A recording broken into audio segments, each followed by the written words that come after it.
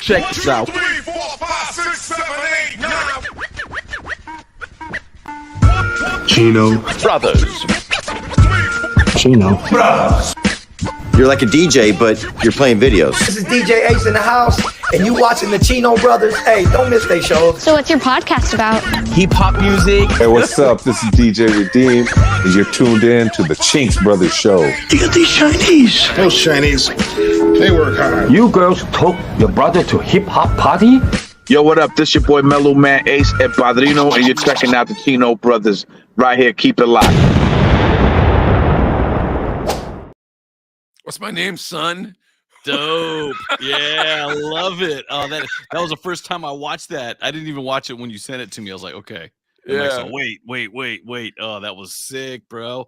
I love those intros, man. They get me hyped for the show. Bro, I told you I couldn't even believe that I produced that, but I knew we had Lokust Luciano on the show today, and I saw his production level. So I said, I got to bring it to the next level, bro, because we can't look like suckers talking to this young rapper, bro. You know what I mean? We're already old, dude. I mean, come on now. Talking to a young person, I don't even know what we're gonna be talking to him about TikTok or whatever. These TikTok, children. the hippity hoppity. I don't What know is it? what we're Sheesh? Is that how you do? Sheesh. Yeah. Sherilyn said awesome intro. Thank you. Yes, no doubt. Yeah, that was sick, man. Yeah, so this guest we got coming up, Lokust Luciano, you already mentioned him. He's big in the hip hop scene here in Bakersfield. And dude, we've always covered DJs and stuff and radio people and everything, but I think Mellow Man Ace might be the only other hip hop rapper. You know what I'm saying? What about the Hated, bro? The Hated, yes. How dare you? Another one. Yes, the Hated. Representing 24 Sean. kg, dude. Yeah. Well, Isn't he KG's a a rapper? DJ and a rapper and a radio guy. Yeah, he's What about he's a little bit of Illflow? Isn't everything. Illflow's Illflow started as a rapper. Yeah, I that's don't know true. what his rap name was though. Exposed. Lokust will probably Expose. know. I don't know. I think it was Exposed. Yeah, that's true. But it's nice seeing like a refreshing new hip hop artist. And we've seen I've watched his videos on YouTube. I've seen him on social media And his all the time. production's tight, son. And it's really the dude comes correct, dope-ish, bro. man. He ain't messing Yeah. around. This ain't that fool that came to your uncle's party and is spitting raps over a PS5 or something. You know what I mean? Like this ain't that cat, bro. This is the real one. Rocking So- a YouTube instrumental on his phone. Yeah, that ain't Lokust, bro. If that's what you're looking for, hire another rapper. If you're looking for another real ones, bro, you better pick up Lokust. Dope. Hey, is our live studio audience Yeah, man, they're all geared up, bro. wide awake? All right, let's do this. All right, ladies and gentlemen, welcome to the Chino Brothers. Our guest, Lokust Luciano. Woo woo. What up, homie? What's up, dude? What's up, y'all, man? Thank you for having me on. Yeah, man, thanks for coming on, bro. Heck Dude, yeah. listen to this crowd. I mean, Yeah, they're excited for you. Yeah. I mean, Baby Yeah. George. Baby George, what's up? Baby Yeah. George. What up, George? How you doing? Yeah, man. All right, check it out. Listen up, everybody. I'm cutting the audience short tonight. If you're not here tonight for Lokust Luciano, you're here for the wrong reason because we're about to have a fun time talking to this young dude. All right, boy. Let's start it out. So, how old were you when you started getting into hip hop music? To be honest, I started writing poetry at about the age of 8. It was like at the end of 8. I got into poetry because my teacher, we had to write this poem, and we had to write a poem for class, and I ended up writing a poem called Black. And I was talking about, I don't remember because I was a kid and I smoke a lot of weed, man. So, memory lapses and whatnot. At just 8? keeping it- Wait. I forget what grade I was in. I was in 8, you'd be like what? Oh, 3rd, 4th grade? no. Yeah, I was in it was 3rd grade. It was Okay. 3rd grade when we had to do it. You're right. See, there we go. See, my brain's back on track now. It's like an old Buick. That transmission gets to slipping. But yeah, I was in 3rd grade, and I wrote this poem, and apparently it was a big deal. They ended up making me recite it in front of a bunch of people, and it was a thing. And I don't know, I just got really into poetry. I liked Edgar Allan Poe. I like dark stuff because there's light in it. You just have to find it. People, music, same thing. Sad music, there's light in it. You just got to find it and you got to look for it. So, same thing. So just kind of started as poetry, and then my cousin Eric, rest in peace, that gave me a CD, and it ended up being "The Calm Before the Storm," which was from Tech Nine before he went on to do strange music and whatnot. I think he was still on J Core at the time, so that kind of like I liked him because he was weird, he was different. Because I had heard a lot of rap because of my cousins, but he was different. I was like, yo, this dude's tight. Same thing with E40. E40 was kind of like, oh, this dude's dope. You know, he was different.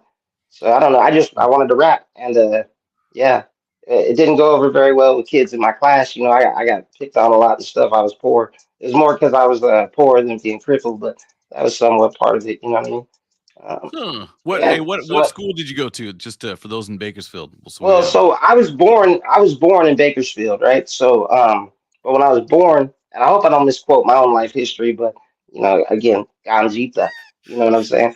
It's all good, man. And I did partake before this thing, as y'all know, you know what I'm saying, off air. So anyway, when I was born, from what I recollect being told, like, okay, so I don't want to get too graphic because I know I got to be censored, but I have some pretty crazy parents, right? So I doubt either one of y'all know your conception story, do you? I don't really want to know mine. Want be to, completely Yeah, honest with yeah, you. yeah, yeah. No, it sounds crazy to ask that question. I bet out of everything you could have thought of me asking, that wouldn't have been it, right? Nah, not So really. Yeah, to be totally honest yeah, with you. I just Not wanted a to use that. shit. Ugh. Yeah, yeah, yes. See, now we're gonna have a therapy About session it. up on this joint. Um, no, I said that to segue into I know how I was made. I'm one of the few men alive that would say that I know how I was made. A lot of people could say, "Oh, I know how my parents met." No, I know where they did the deed. I know where, you know what I mean? I know where Daddy forgot the rubber at. Like Oh, you know, geez. That's where it all you started, know, man. like You know where it yeah, started, huh? yeah. That's why they've always called me the gift that keeps on giving. You know, but basically, I was conceived on like you know around the Christmas time, and I was born in June, so that tells you I was preemie. You know, I was Oh, premature, and from what I remember being told, I was pretty much like a stillbirth or whatever. I wasn't doing good. They pretty much told my oh. parents to tell me goodbye. I was born at Memorial, and my dad was well, I don't want to put my dad out. My dad was not himself. He was high, and you know he threatened to throw the doctor out the window or something. And evidently they sent me over to Memorial, and then I was in like an incubator for months. And they used to celebrate my birthday every week, or I think it was every week. Yeah, it started as every week, and then it went to every month that I lived. They would have a cake for me and stuff. And Dang. yeah, so all that long-winded backstory to say I had to have like this surgery, and we were poor. We're still, you know, I come from poor, humble folk, you know, dirt farmers or whatever. And so they had the Shriners came through and helped pay for my surgery. It was like experimental or whatever. It was in Orlando, so we had to take a Greyhound from Bakersfield to Orlando, basically. And then I ended up living in Fort Myers with my grandma, who me and her ain't really get along like that. But uh, anyway, I went to school out in Florida most of the time, and then I went to when the summer would come, I would come back home, and I always wanted to stay with grandma, but they were trying to get me into physical therapy out there and stuff and whatever, and I don't know, and yeah, so that's pretty much that. I Okay, didn't really Locust. do. Oh, Locust, go ahead. I have a quick question for you. So you're Caucasian, correct? Well, yeah, so like my Okay, mom hold is on, wait, Native American. wait, hold on. Oh. I just Yeah, want to say something. So Adley, Locust, by his own admission, is a Caucasian fellow.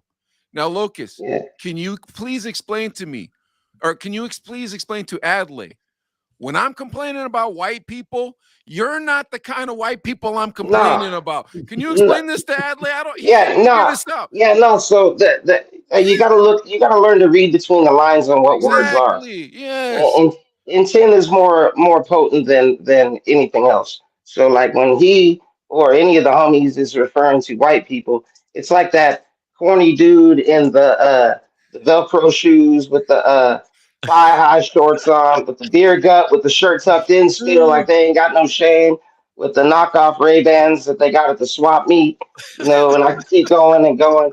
You know, when he's speaking about but that's the thing. See, like technically, I'm Native American too, and I really like and tapped in with my tribe and my culture. That's My sweet, dad's man. Polish and my mom's Native American, and I've Are you been really serious? Your tapped dad's in. Polish?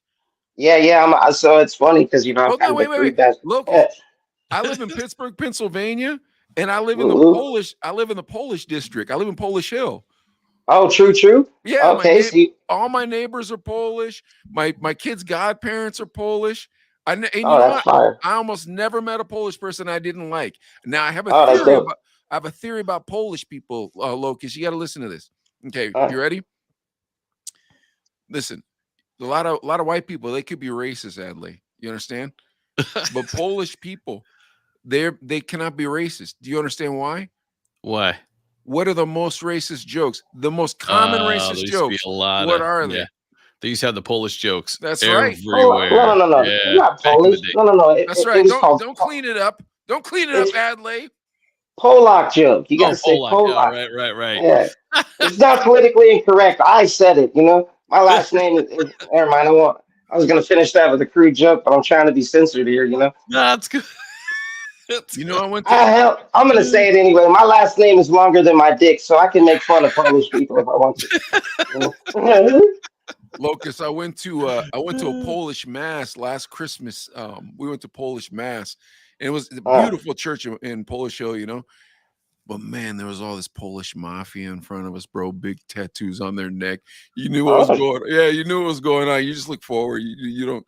You know, you're in the East Coast, bro. The mafia. That's kind of how things work. You just kind of pretend you don't notice. You know, it's that type of thing. I don't piss off nobody, man. I'm like, That's man, how I don't I like am, bro. strangers. I'm like, nah, I'm cool. Stranger danger, you know. All right, I don't mess with you. so hold on. We've got this wonderful story, your origin story of how God gave you a blessing of a life. That's wonderful. Adley actually told me he has a business plan for you. New cologne for men, wants to call it Cannabar for men. I don't know if it would work or not. You know, smells like weed. Then we put a picture of Locust on it and sell it to the 13-year-olds. All the Andrew Hey, Tate man. fans. Damn, Randy said under the bus. Doop, doop. I heard that bus hit over. So when did you start getting into like hip hop? Like, Yeah, so like I said, when I was doing poetry, it kind of just came. Just one day, I was like, I forget what song. Well, oh, it was nothing but a G thing. that's a great song. That beat was just playing. I forgot. This was 98. No, yeah, 98. This was 98 at the end. It must have been around November because that's when mom bought our first computer. Um, and that was the first beat that I found on mp3.com back in the day. SoundClick was cracking too, but mp3.com used to be where you went and got beats and stuff. And that was the first beat that I got, was that one. Because it used to take years to download a beat. 4 megabytes would take 4 hours. Yeah, bro. Like, Woo! Oh yeah, I went through puberty waiting on a beat pack. I swear to God. Then you get a corrupt file. You ever have that happen? Yeah. You're bootlegging something and you get the corrupt files like after like 3 seconds Yep. of the beat. Oh, I want to murder somebody. Yep. It would get all cracking, and then all of a sudden, yeah, that's how they used to do you. And then they throw all that virus stuff on there, and the malware and everything else. Like, jack your computer up. Oh, mp3.com was an illegal site. I don't remember if it was or not. I don't know if they're illegal. Like a Kazaa, you or know. Well, no, because you gotta understand, like, illegal. Well, like really, I'm saying it's not a legit company, right? Well, that's how all this started. My brother was really good at programming and stuff. He worked. I ain't gonna put him on blast, but he got a pretty good job. He's really computer smart. And as kids, he kind of showed me how to do programming, so HTML and all that. And he started showing me how to get stuff. Like, we're poor, we can't afford these things, you know. So it was like FCC. This was a long time ago. Yeah. You can't be passing no fines around here. Yeah. No. This was forever ago. Statute of limitations been up, man. All my subscriptions is paid. I'm not tripping. That's but right. back then, as a dirt poor kid, like with nothing, like if you have a desire to do something, you find a way, you know. And that's what happened. I had no musical training. I had took as years progressed. I don't want to jump too far ahead. I took. You know, like I played the viola and I took a few MIDI classes, but they're boring. They're boring. I hate music class. I hated Photoshop class. I learned Photoshop on my own. In fact, every graphic you see me drop, I made. Yeah, I do everything myself. But But yeah, I'm stoned. I was rambling. I don't remember where I was going, Nah, but that's you cool. know, I was thinking about though, because those sites I think we're talking about. You're talking about BearShare, because all the LimeWire, all the different ones. yeah, And yeah, you think about as DJs, I came up as a DJ. There was a time between vinyl CD to like mm, everything was going digital. I was like, Yeah. I yep, need this music and I need to have yep, it. I can't go to the club, rock the party, and not have certain songs. And Wi-Fi yeah. wasn't What are you supposed back to then do? too. Right? So you Yeah, got to, you need the new 50 Cent or whatever. yeah, You're like, I Bro, gotta have it. yeah. I Gotta have it. remember when Napster started their like little legit thing where like you paid a service fee and you kind of rented the music while you were paying the service fee, but you had to use their little weird MP3 player. Oh, yep, yep. I was It was Okay. like the hooked on real that. player. Yeah, I was hooked on that, man. Like I love that Napster. Any song I wanted to listen to within reason. But now, like the world is yours, man. It's Nas. The world Yeah, is yours. yeah. And it's crazy because I learned to record myself and make beats without YouTube. Like I didn't have YouTube tutorials to walk me Yeah. through shit, so I had to like What'd you step by step. what'd Um, you start on to make music? oh, so I'll try to not be too long-winded about it, but We got time. my my very first recording was obviously a computer mic with sound recorder on a old. It was like a gateway computer, and yeah, so I didn't know anything about multi-track at this time. So then I upgraded to Cool Edit 2000, and then I got Cool Edit Pro after that.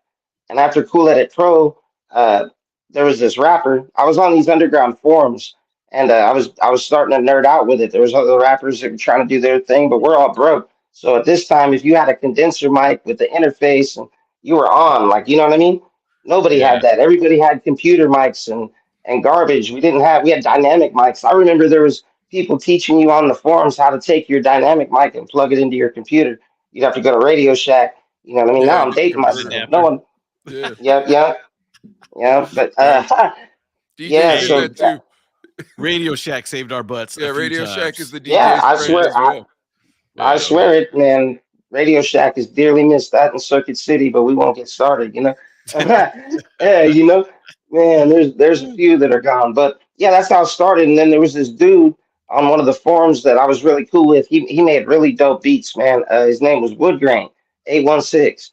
I ain't never tapped in with him since. I'm sure he's out and around doing something with music because even back then he had a really nice setup and was doing it professional. But he low key like took me under his wing and he was like, "Here, I'm gonna send you a program." And he sent me Steinberg Innuendo. And for 15 years, I called it Nuendo until I heard someone say it like a couple months back. And then I was like, "Oh shit, it's New innuendo." window. Okay, but, yeah, that was my. New window. New I window. tried to sweep. Yeah, I tried to sweep that under the rug like Parmesan. Parmesan. You say? All right. You So know? now, when you're in high school, you're rapping when you're in high school, or you're not rapping Yeah, anymore? so I was really into producing. Okay, so I started on Fruity Loops. Like, yeah, I know it's FL Okay. Studio now, but it was Image Line Fruity Loops. And back then, Macromedia still owned Flash. Adobe bought Flash in like, I don't know, '08 or something. Like Yeah. this was back then. So back then though, Fruity Loops was just a step sequencer. It wasn't a synthesizer yet. So they had like basic WASP and whatnot, but the Citrus wasn't even out yet. I got to play around with the beta of the Citrus before it was released, Oh wow. and then that came up, and I just learned to play with everything as it came.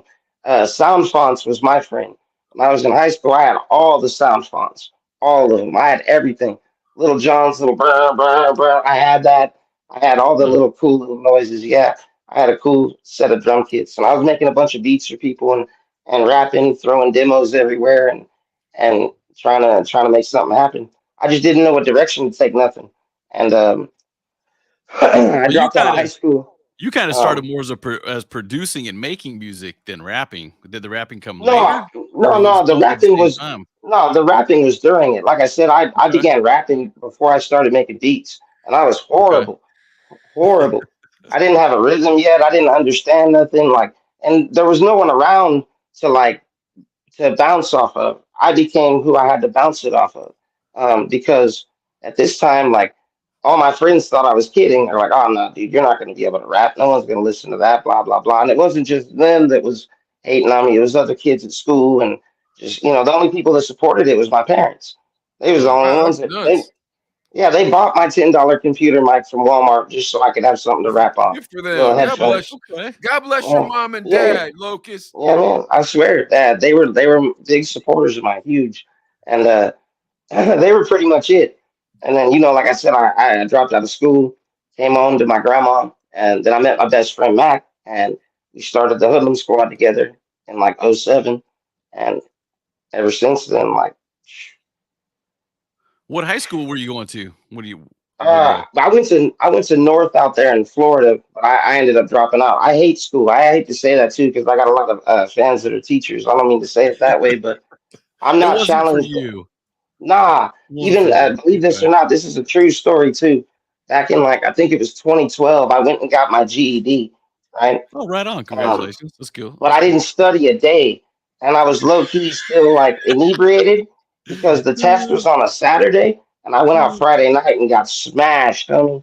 So I drove the Nova. I had my '73 Nova. I drove it to the adult school over there on South Union, and I walked in and took my GED test without studying anything.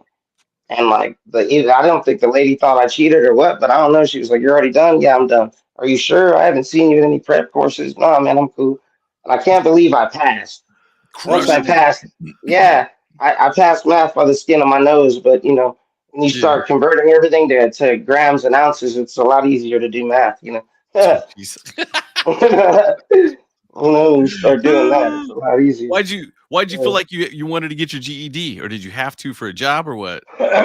No, no, it was out of boredom, I think. I'm pretty sure because uh when I was growing up, they pounded it in our heads, that you had to have a high school diploma. And I'm not telling kids out there to drop out, but I am saying that some things aren't for some people. For me, Yeah. I never saw myself in a trade. Even in my earliest years as a kid, I said I was going to do music. My parents will even tell you that. I said 8, 9 years old. Before that, I wanted to be a professional wrestler. I like the WWF and all that. Mankind and Undertaker's still my G, Stone Cold Steve Austin, Oh Um, yeah, remember but those? but the reality of me doing that's slim to none. So, music became what it was. And but I never wanted to have like a career. I couldn't think of living in a cubicle and then, all the extra stuff with math that they were trying to teach me. I was like, this isn't useful to me. I mean, Mm. years later in life, it is because when you start messing around with sound, you have to understand a little bit of math because you're doing math without even realizing it. You have to Huh. subtract frequencies. You know what I mean? You have to take room out, add room, add depth, reverb. You have to think about these things. You know what I mean? And it becomes Yeah. mathematical, you know? And Okay. That's uh, super Okay. dope, man. We gotta dig into the Hoodlum Squad. yeah, that's the What homies, man. is that? You guys got music out and everything from back then? You could probably, yeah, there's some songs out on like YouTube that aren't mixed and mastered because back then I didn't know what I was doing still. Like I was still experimenting with how everything worked. And YouTube didn't really take precedence for tutorials till like 10 years ago. It wasn't really that long ago, so tutorials were kind of scarce when it came to the stuff that I wanted to do. So Yeah. I don't know, man, like Some I Moreno. just experimented and I learned a lot, just playing with sounds and I spent hours, dude, like hours doing it. Like, Well, I think if Locust is teaching us one thing, it's that kids shouldn't finish high school. And I agree with you, sir. F that, dude. well, That's for dum dums. well, nah, but what Locust, I am saying is I dropped out I of high school and I got my GED. And when me and uh-huh, Adley were in radio, we used to have to go uh-huh. talk to schools. And so, like, we go talk to schools and they'd be like, so where'd you go to college? And I'm like, I dropped out of high school. And the kids would be like, what? And the teachers would be like, Yeah, well, you have to yeah, explain to them. I'm like, yeah, now I'm famous. I'm talking at your class. I'm about to sign yeah, some autographs after this. Then I'm gonna go yeah, eat lunch with Jay-Z's record rep. Doesn't that sound yeah. fun, Whoop kids? whoop. Yeah. Yeah, because it's not. Look, man, you don't have talent is only part of something, right? Knowing how to do something is half the The battle. If you grind, don't the have any grind. determination, yeah, you You gotta gotta have heart. grind. You gotta have heart. You gotta go for it. Like a lot of people told me that, oh, music's not gonna work. This, that, and the third. Like I'm not famous or nothing yet, but I mean, I got a cool following. I love my followers, but Yeah. you know, I I've come a long way from where people thought I wouldn't wind up. And like I've been around some really fun activities. It's like, damn, if it wasn't for music, I wouldn't be sitting here, you know? So it's like, what is making it? It's up to you. What's your perception of making it? You know, I just love music. I'm gonna keep dropping music. I'm gonna keep doing what I do until, you know, God calls me home. That's all Right, we can right. do. So, Lucas, you're a Tech Nine fan? Yeah. Do you like Especially like, Dax and Tom McDonald and those guys? yeah, they're dope as hell. Yeah, I'm really getting more into Tom McDonald as the times are going by. And then Yeah, dude, he's been dropping some bombs lately. I don't know if you you know saw what's that one. crazy about him? What's that? Not to hate, not about his music, but what's so crazy about him is if you look at his pool and what he does, like his records they top charts, and And people he's hate him. 100% independent. Oh yeah, he Yes, produces everything himself. everything. Yeah. Yeah. He's just a bigger scale version of me. Like he's really doing it, you know. And yeah, He has a lot of good people around him though. yeah.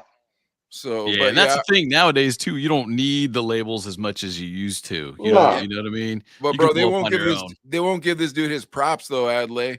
Like So it just won't happen. he beat Eminem like in the Billboard charts. Billboard wouldn't Yeah, acknowledge it. yeah, Yeah, he beat Oh, wow. Mariah Carey. Like, dude, this dude just yeah. burns everybody, and Billboard will not acknowledge it.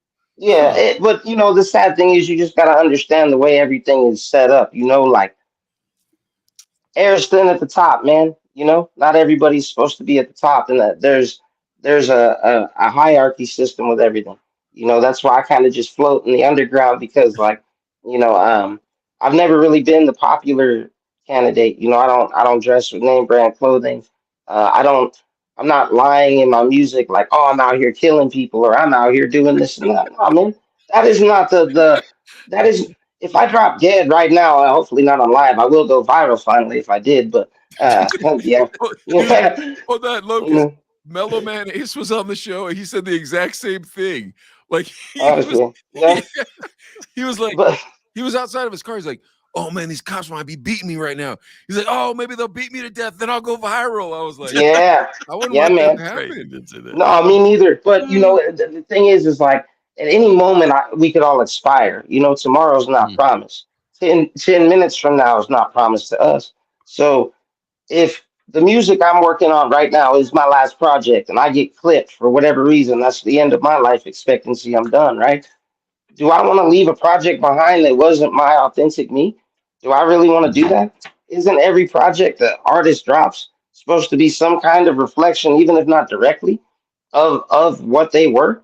That's the whole reason of making art. So I have a problem with like, you know, with like just lying on records or doing, you know, I'm not gonna, I'm not gonna try to destroy nobody. Is my music for like church and all? No, I'm definitely not. I love cuss words. I I think love weed. I love women. You know, what can I say? I You think know what I mean? What Locust is telling us, Adley, is that he's gonna fake his own death like Tupac and then change his name and put out more records. No, So that he I can think what I would blow up. do, Was that I think more realistically for me, I would do a Bobby Fischer, man. Yeah, y'all know who Bobby Fischer is? the chess You know? player? Yeah, Yeah. yeah. You ever seen the movie Uh-uh. Searching for Bobby Fischer? Mm-mm. He went missing for like 20 some years. They thought he was dead, and I forget where they found, bro. He was in like Colombia or somewhere like that. Yeah, it was a whole thing. Everyone thought he was dead for years. He disappeared. He just stopped doing things. You know. Really? He just did Yeah. like his own choice. I'm out of here. Yeah, well, you think about something. When you become, especially back then, so there was no internet. It's even worse now. Can you imagine what it's like to really be Drake? Everyone talks about how rich Drake is and how much he has. But could you imagine really being Drake? Stop and pause and ponder that thought for a moment. You know what I mean?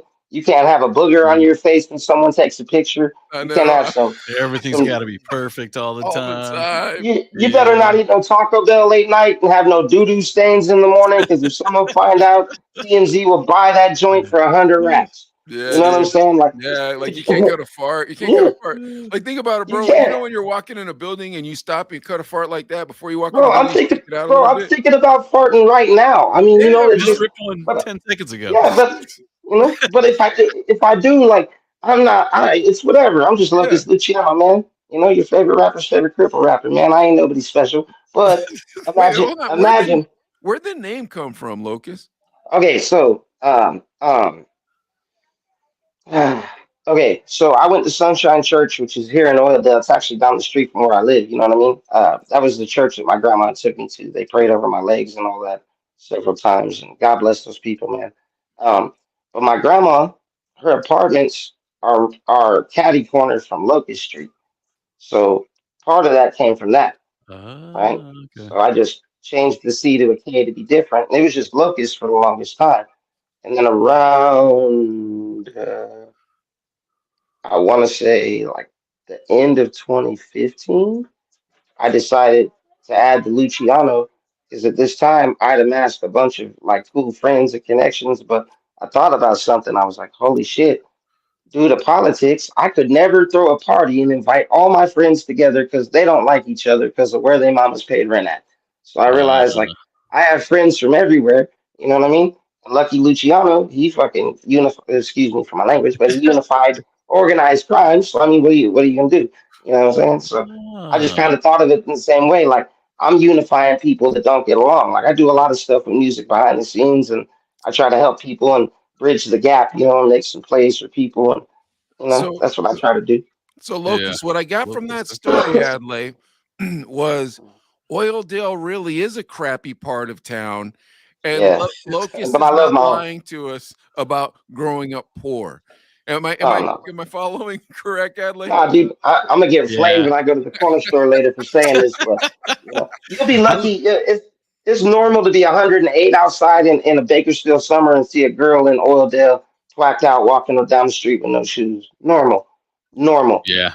Bro, normal. We lived on Linda Vista, right behind the Mm. park there, right down the street from the park for a little bit. But we did, I felt like I fit in, man. It was great. You could walk around in cut off jeans and no shirt, and that you know should what I be a mean. It was sign of chill, your whatever. that should be a But sign, Adley, that you need to upgrade your fashion. but it was Locust, it was comfortable living. Locust. But yeah, a lot of tweakers. A I went lot to of go tweakers. visit Yeah. Adelaide one time, and I was Uh, going up to Bakersfield, right? I'm in California, weed's legal. In Pittsburgh, it wasn't yet. So I'm like, you know what? I'm gonna stop at a spot. And so it sends me to Oildale, right? I go to Oildale, uh-oh. bro. I'd never seen a homeless Indian person before in my whole life, bro, except for Oildale. Like I'm seeing this, I'm like, Oh, bro, you're supposed to be a dentist. You're not supposed to be homeless. Dude's coming, he's like trying to hang out with me. I'm like, what would make you think I want to hang out with you, dude? oh wow. Was that Oh my was that on Chester? Do you remember? I don't know if you remember or not, I'm man. not God. gonna I'm not gonna know if I Probably remember the Union. street. Chester, North Yeah. Chester, Union, yeah, out that way. Roberts Lane, all that stuff. Yeah. Oh yeah, I remember that. Oh But yeah. anyway, so then I go see Adley, and I was like, I said, man, I was just over in this weird part of town because I was gonna buy some pot. And he goes, you're using drugs? And I go, look, I wouldn't say I'm using drugs. I'd say that marijuana is legal in your state and not in mine, and I would like to buy some gummies. He was What's the difference from buying something from a florist and buying some weed? Man, you just bought something from a florist. That's all. That's just some flowers. That's I all. actually didn't Nothing get wrong to with buy. that. I didn't get to buy anything because I went. So I Uh, go and it's like in the middle of the hood. It looked like it was a auto mechanic shop, and there was just like I a know big you're right. like a vinyl banner. It said like 420 or something. So I'm like, all right. So I parked the rental car across the street. I walk in, and homeboy behind the counter looked like 50. I was like, oh man, they already got busted. I'm like, I was like, I don't have nothing to do with this, bro. Like, I didn't even know this place existed. I thought my car was getting worked on. And then I figured it out. No, he was a security guy. So, but dude, Yeah. he was he looked like a real policeman. Like a He's like, federale. yeah. So he's like, let me see your ID. So I was like, okay. So I'm giving my ID like I'm busted. You know, I'm like, all right, man, like just doing the routine. As soon as I noticed that he's not a real cop, I was like, hey man, give me my ID back. Yeah, I was like, you didn't squat and cough for the guy, did you? No, Like, you no, know but like it what took me a second because his thing, like he looked official. I'm like, what is going on here? Like, what am I walking into? But then homeboy was like, he was like, well, it's gonna take half hour because we're having a shift change. And I'm like, man, I didn't get the insurance on my rental car, bro. And I know Hey I'm not man, supposed to, it's not supposed to be parked hey, there right now. hey, bro. Next time you come to Bakersfield and you're looking for ganjita, man, just let me know, man. I got you. You don't have to wait no 30 minutes for nothing. I got Well, you. I didn't end up getting nothing. I ended up going to see Adelaide. And then Adelaide was Oh, like, "What are you doing?" And I'm like, All "Bro, sober. hey, Mike was all sober. And yeah, man. he's You can't visit my place in sobriety. Next time you like, come out, I'm getting you what up, stoned, man. I Marcus?" got you. Dude, I'll tell you right now. So it's not like I'm a marijuana using person, but it was, I'm in I am. California. It's legal. I wanted to eat a Uh, couple gummies and chill out. That was my I got plan. weed on my. But then I end up in Oildale getting harassed by this Indian guy, and then by this 2.5. I'm like, dude, I can't do this, man. I cannot do this. I was like, this is not Oh worth my it. god. I was like, I'm finished with this. My experiment is over. Yeah, so I go see Adelaide. Adelaide's like, I got some beers at the house. I'm like, I'm not looking to get inebriated, but yeah, well, God bless Oildale, bro. Hey Anyways, Locust, man, brain cells. did you ever do the shows like at the dispensaries or anything? Oh yeah, a bunch of times. Shout out to my homies from Highway 99, man. Highway Yeah, I did a 99. bunch of. Yeah, man, that's my peoples right there. J Bone, the whole clique. Okay, Uh, okay. yeah. Who'd you perform with over there? Oh man, dude, I've been blessed to I've been able to do some cool stuff. One of the coolest things I ever did. Oh, there's a couple things actually, but I rapped one time when Corrupt was there, and oh then we kind wow. of like rapped together. Yeah, and Bro, that's how I met Elfo Corrupt. told us a story about not corrupt, but Big Al. what up, Big Al? He told us a story about not corrupt, about exhibit. Like you guys all meet the cool guys, dude. Yeah, yeah, Exhibit's dope. I met him there. I've seen Exhibit a gang of times. I met Tommy Chong because of J Bone them at 99. I I met met a couple Tommy of cool Chong, people. but that was when we were in radio. So like you meet a lot of cool people, but it kind of I don't know, does it count if you're in radio, Adelaide? What do you think? Versus if I you're think it just Um, counts. a regular person? Because I feel like if you're a regular person, they're nice to you because they want to be nice to you. When you're in radio, you know why they're nice to you. You they know what I mean? want you to play their records. Yeah. Yeah. Yeah, man. Yeah, Politics are okay. real. Yeah. Is Highway 99 working on some new shows coming up or anything? Nah, right now the way Kern County's set up, man, they're God, I Not gotta censor picky. myself. Yeah, there we go. They're not very friendly for cannabis. Apparently, our votes don't matter when it comes to this Oh, you city. you're You know, you guys are in a real Uh, Republican area. That's yeah, probably why they you have just to go to Oildale to get some ganji around there. yeah, man. They, but hey, man, God bless my home. They do what they do. I ain't no politician. That's not a job for me. You know, yeah, um, but uh, okay, okay. uh, Well, that's cool. I was wondering about that too, because I know that they used to do like a lot of big shows, have some big artists come through, Be Real and yeah, whatnot and everything. we And had a lot of cool stuff yeah, happen there. Yeah, man, Jay really did a lot of stuff for the community. There was a lot of people that would come. They were always fun. Like, but anything that's fun out here, they ain't having it. City was yeah. like, nah, we can't have this. We'd rather y'all drink. Yeah, they'd Hey, rather they'd rather us be drunk. talking about that stuff too, and watching some of your videos, Mm, like I feel like you're pretty much an open book on there on a lot of that music and some of those videos and stuff too, because it looks yeah. like you're partaking. You know what I mean? So I think Yeah. that's pretty Well, cool to what's see. Just crazy hey, is what's crazy is now I'm coming up on 2 years sober from drinking alcohol. Good for I you. congrats, man! thanks, Congratulations. man. I've been kind of quiet about it because everyone has substance abuse issues. I don't care who you are, Mm, coffee or whatever. They're there. We all have our things. For me, I just got tired of doing shows and getting smashed, underperforming or what I thought was underperforming Yeah, and yeah. feeling like You're under. garbage the You're next day. definitely underperforming and feeling like garbage the next day. Trust me. Like Well, yeah, we did shows, and if you do the shows clean, like Adelaide's no good with the puff puff, so you can't get him on that. But if you do the shows clean, then you know what you're doing, and you're right. methodical. yeah. You know what's weird though too? Mm, Being a DJ, like rocking the party, I felt like I had to yeah. drink. Like that's kind of gave me my confidence a little bit, or I like a Mhm. lot. But I think when Mike met me, I'd kind of got to that point where I was like, you know what, I'm not drinking while I DJ. Because yeah, I feel you know what you think you do good when you're drunk and wasted, like wow, but you look back and you're like, man, I just my I like to mixes give were people their off or money's worth whatever. too to be going Yeah, out because Right. that like was people not pay to good. see Well, you. Yeah. Well, what really kicked it off for me was like I had did a string of shows in 2018 and 2019 too, and there was a couple of people that were regulars at the shows, but they were mad at me because I didn't remember them. You don't remember me, bro? I was at the Oh Yeah, I man. can see and, that. Yeah.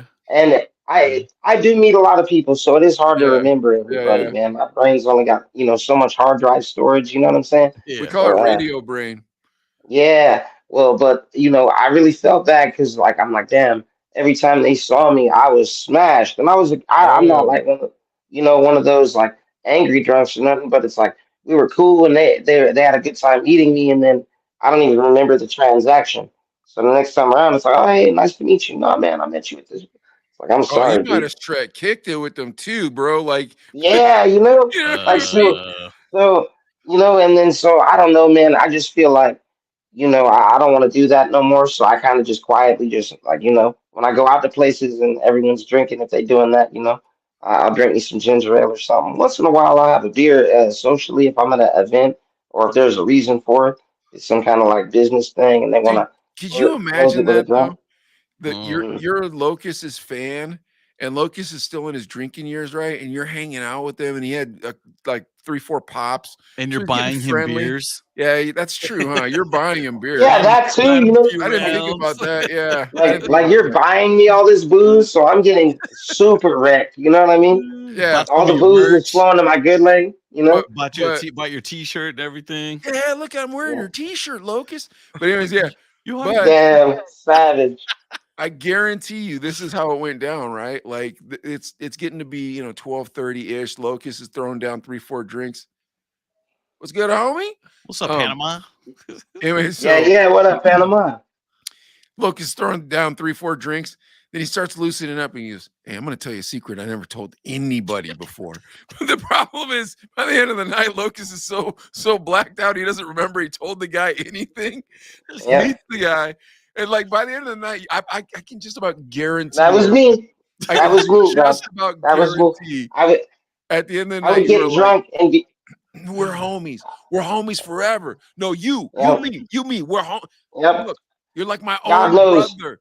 Like I guarantee you were like that when you're Yep. faded.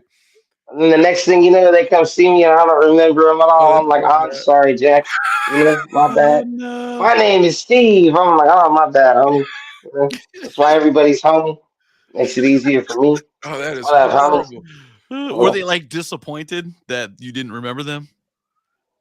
Nah, nah, they understood because I'm a jackass. So like they're not, they if they follow me and listen to my music, they know I'm the, I mean well. I'm just stupid. That's why, it is what it is. You know.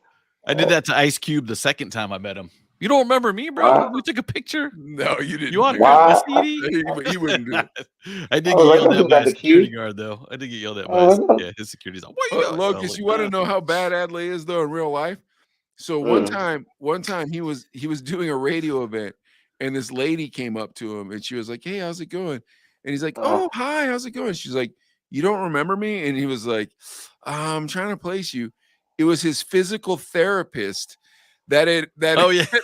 that had reconstructed him after he had his car accident. He didn't know who womp she was, womp dude. womp. I was like, in my mind, I'm thinking like, one of my fans, she probably wants an autograph or something, And then, yeah, I remember There when you you were like go. laid out with a busted knee. I was the one that I do remember that now, but oh, that was Yeah, so and then embarrassing, so she embarrassing. put you on. Oh, that's crazy. But there are people that get mad when you don't remember them, though.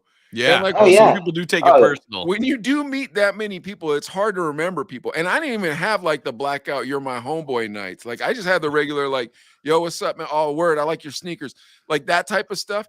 Bro, I yeah. own 2 vape shops now, and I get it. Dude, the other day I was at my shop, right? And just from like Uh, TikTok and stupid crap we put up, this guy came in and he's like, "Hey man, me and my girl, we shop here all the time. Do you recognize me?" And I was like, "Oh man, uh, I got a yeah, lot of I only get 10 customers a week, so sure. yeah." I was like, You know.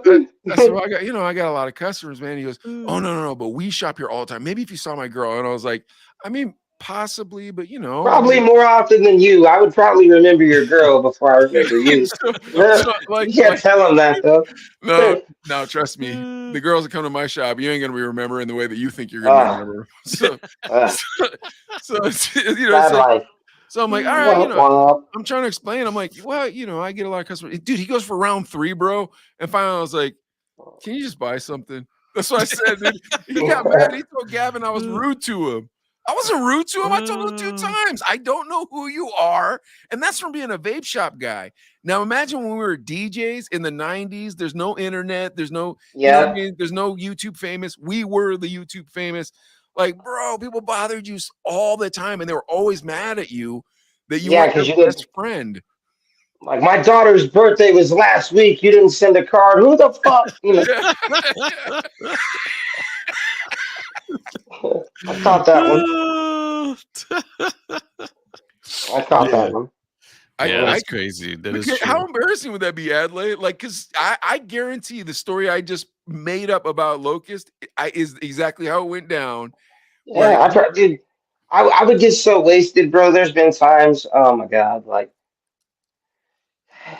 I don't. There's shows. Houses? What happened? Would you end up at people's houses?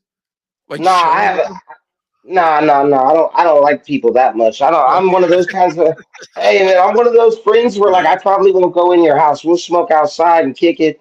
You know, I'm one of those porch. I like sitting outside. I don't. I like sitting on the porch. I like sitting on the little tables outside under the tree. I'm not really a sit indoors kind of dude. That's just kind of where I'm at with that. I would probably get drunk, and yeah, that would be it. I would just not remember doing shows.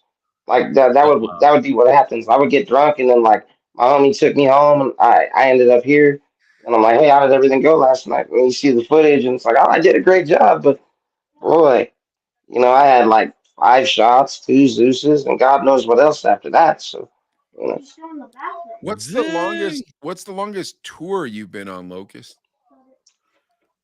Consecutively, the longest tour I've been on was the first one I did. It was the only big tour that I've done was the Lit tour. It was in 2016 with T Davis, and that one kind of changed everything for me. It kind of put everything more on a serious ride. And then shortly after I did that tour, I made this song called "Minding My Business," and I don't know, it changed everything for me. It really did. That one song changed everything for me. It didn't go like viral, but it went like state viral, like local viral, I guess you could say, because it did a big thing here in Bakersfield, and then it just started going up north, and I started getting more connections in LA and different stuff. And It's really it's interesting. It's interesting to me how the Bakersfield community really supports the Bakersfield artist.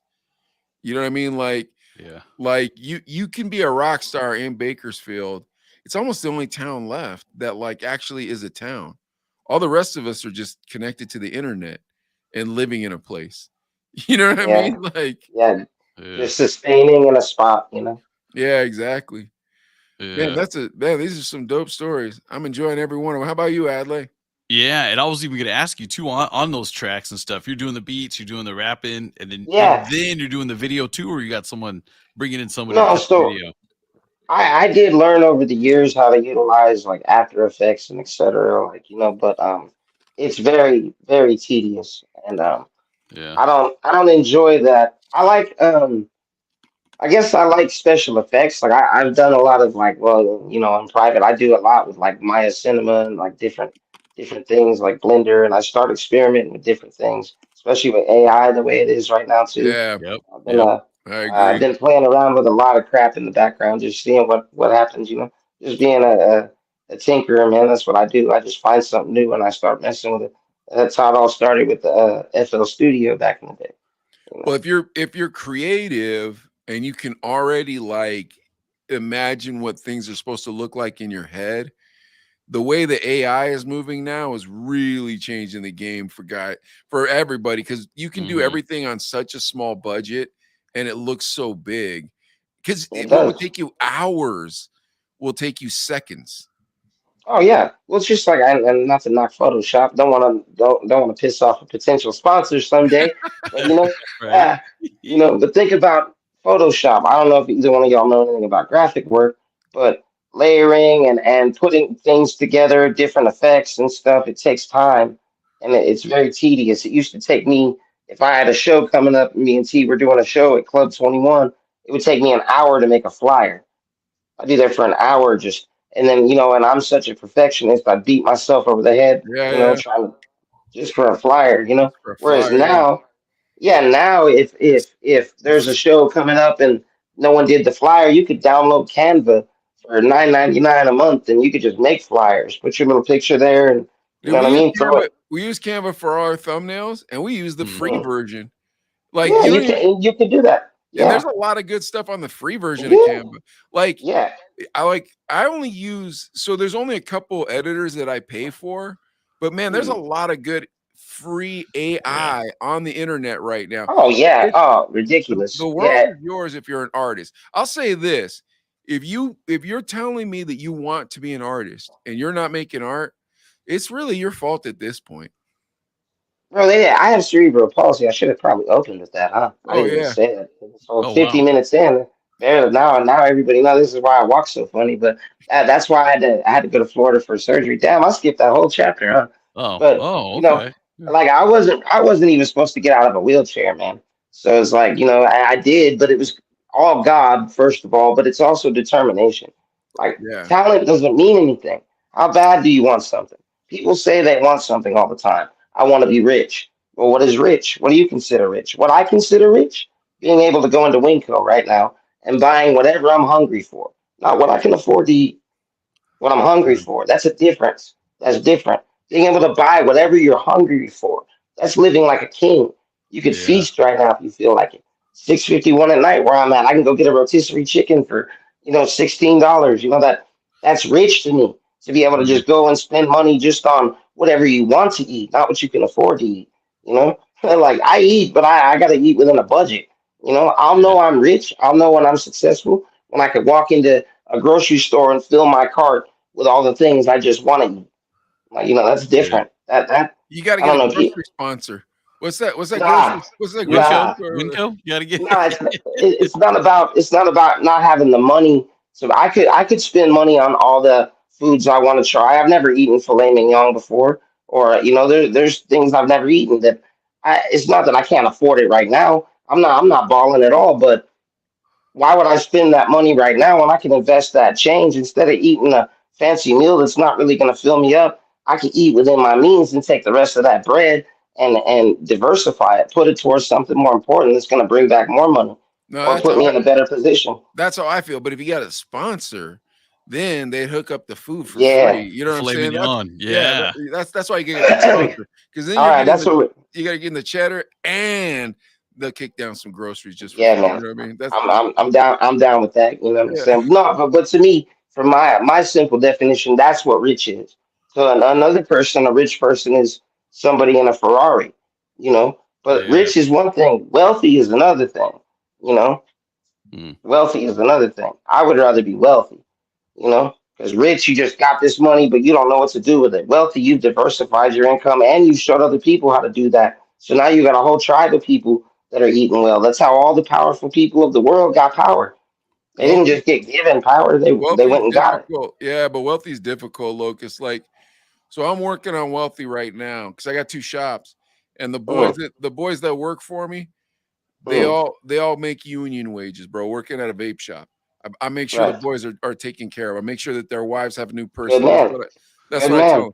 It's what you're supposed to do, Shit, though. are you Especially, hiring? Shit, I'll move. What's I up? mean, No, you don't want to work for me, bro. man, It's just not playing. as easy as it sounds. Nah, I'm an asshole employee. I'll be honest. I'm a very big perfectionist, and given how I look physically when I walk around, I already know when I walk into a spot if I have to do a job somewhere, even music. When I go do shows, people if they've never seen me before, they judge me.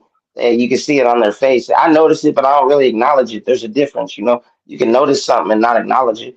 You know what I mean? And Yeah. Yeah. that's usually the way it is at jobs too. Anywhere I go, like if people don't know me yet. I'm intimidating because they don't know if I'm going to slow them down or if I'm going to whip them in shape, and it's usually the latter. I'm not. I'm not. I'm Nice. here to make money. I'm here to do a job. Like I like having a good time. I like fun and da da da da da. But if there's areas of opportunity to make a business more money, let's do that shit. Let's Yeah. everything else Yeah, is out the window. that's the tough part when you're building your squad. So all my boys, I pick up the tough kids, because Yeah, yeah. that's how I grew up. My boys don't have high school diplomas, but I try to make sure that they're taken care of so their wives. The saying is, if your wife doesn't have a new purse, then we're gonna have a problem here. Do we understand each other? And if I give them a Yeah, bonus and I say, hey, this is your bonus, or remember, Lisa needs a new purse, something to that effect. You know what I Yeah, mean? yeah. I feel you. I But that respect that. that being said, it's because I want the boys to always remember, okay, Mike loves me, but he loves my wife more than he loves me. Not in a romantic way, but in a fatherly way. Because I look at the boys, I don't look at them like I'm their dad, but I am old enough to be their dad. But for me, I want to give opportunity. And so it's not about balling, it's not about building like I like building community because then you have, you have Yeah, yeah. kind of like you got a guy who knows a guy who is a good accountant, you have a guy who knows a guy who's a good mechanic. Like that's what I like about community. But I don't really care about like becoming a Rockefeller or something silly like that. I don't care about money like that. You know what I mean? I don't care about money like that, bro. Yeah. Like but like I when me and Adelaide were young, I was like that where it was like if I could just eat at Applebee's. And then when I had Applebee's money, I was like, okay, I got Applebee's money. I'm Applebee's rich. Like I could understand that. And Yeah. then yeah, you know what I mean? And then when I got the businesses, I was like, okay, now I'm business rich. Like it's weird, bro, when you start climbing up because like Mhm. Well, you and just the getting it is easy. Keeping it is hard, you know? Like my house. Uh, I own my crib. I'm one of the few people I know, God, thank God. God put me in the position to have the drive to go out and go get the bag. But when I was young, when I was like 19, 20, I was like, you know what? I'm in California.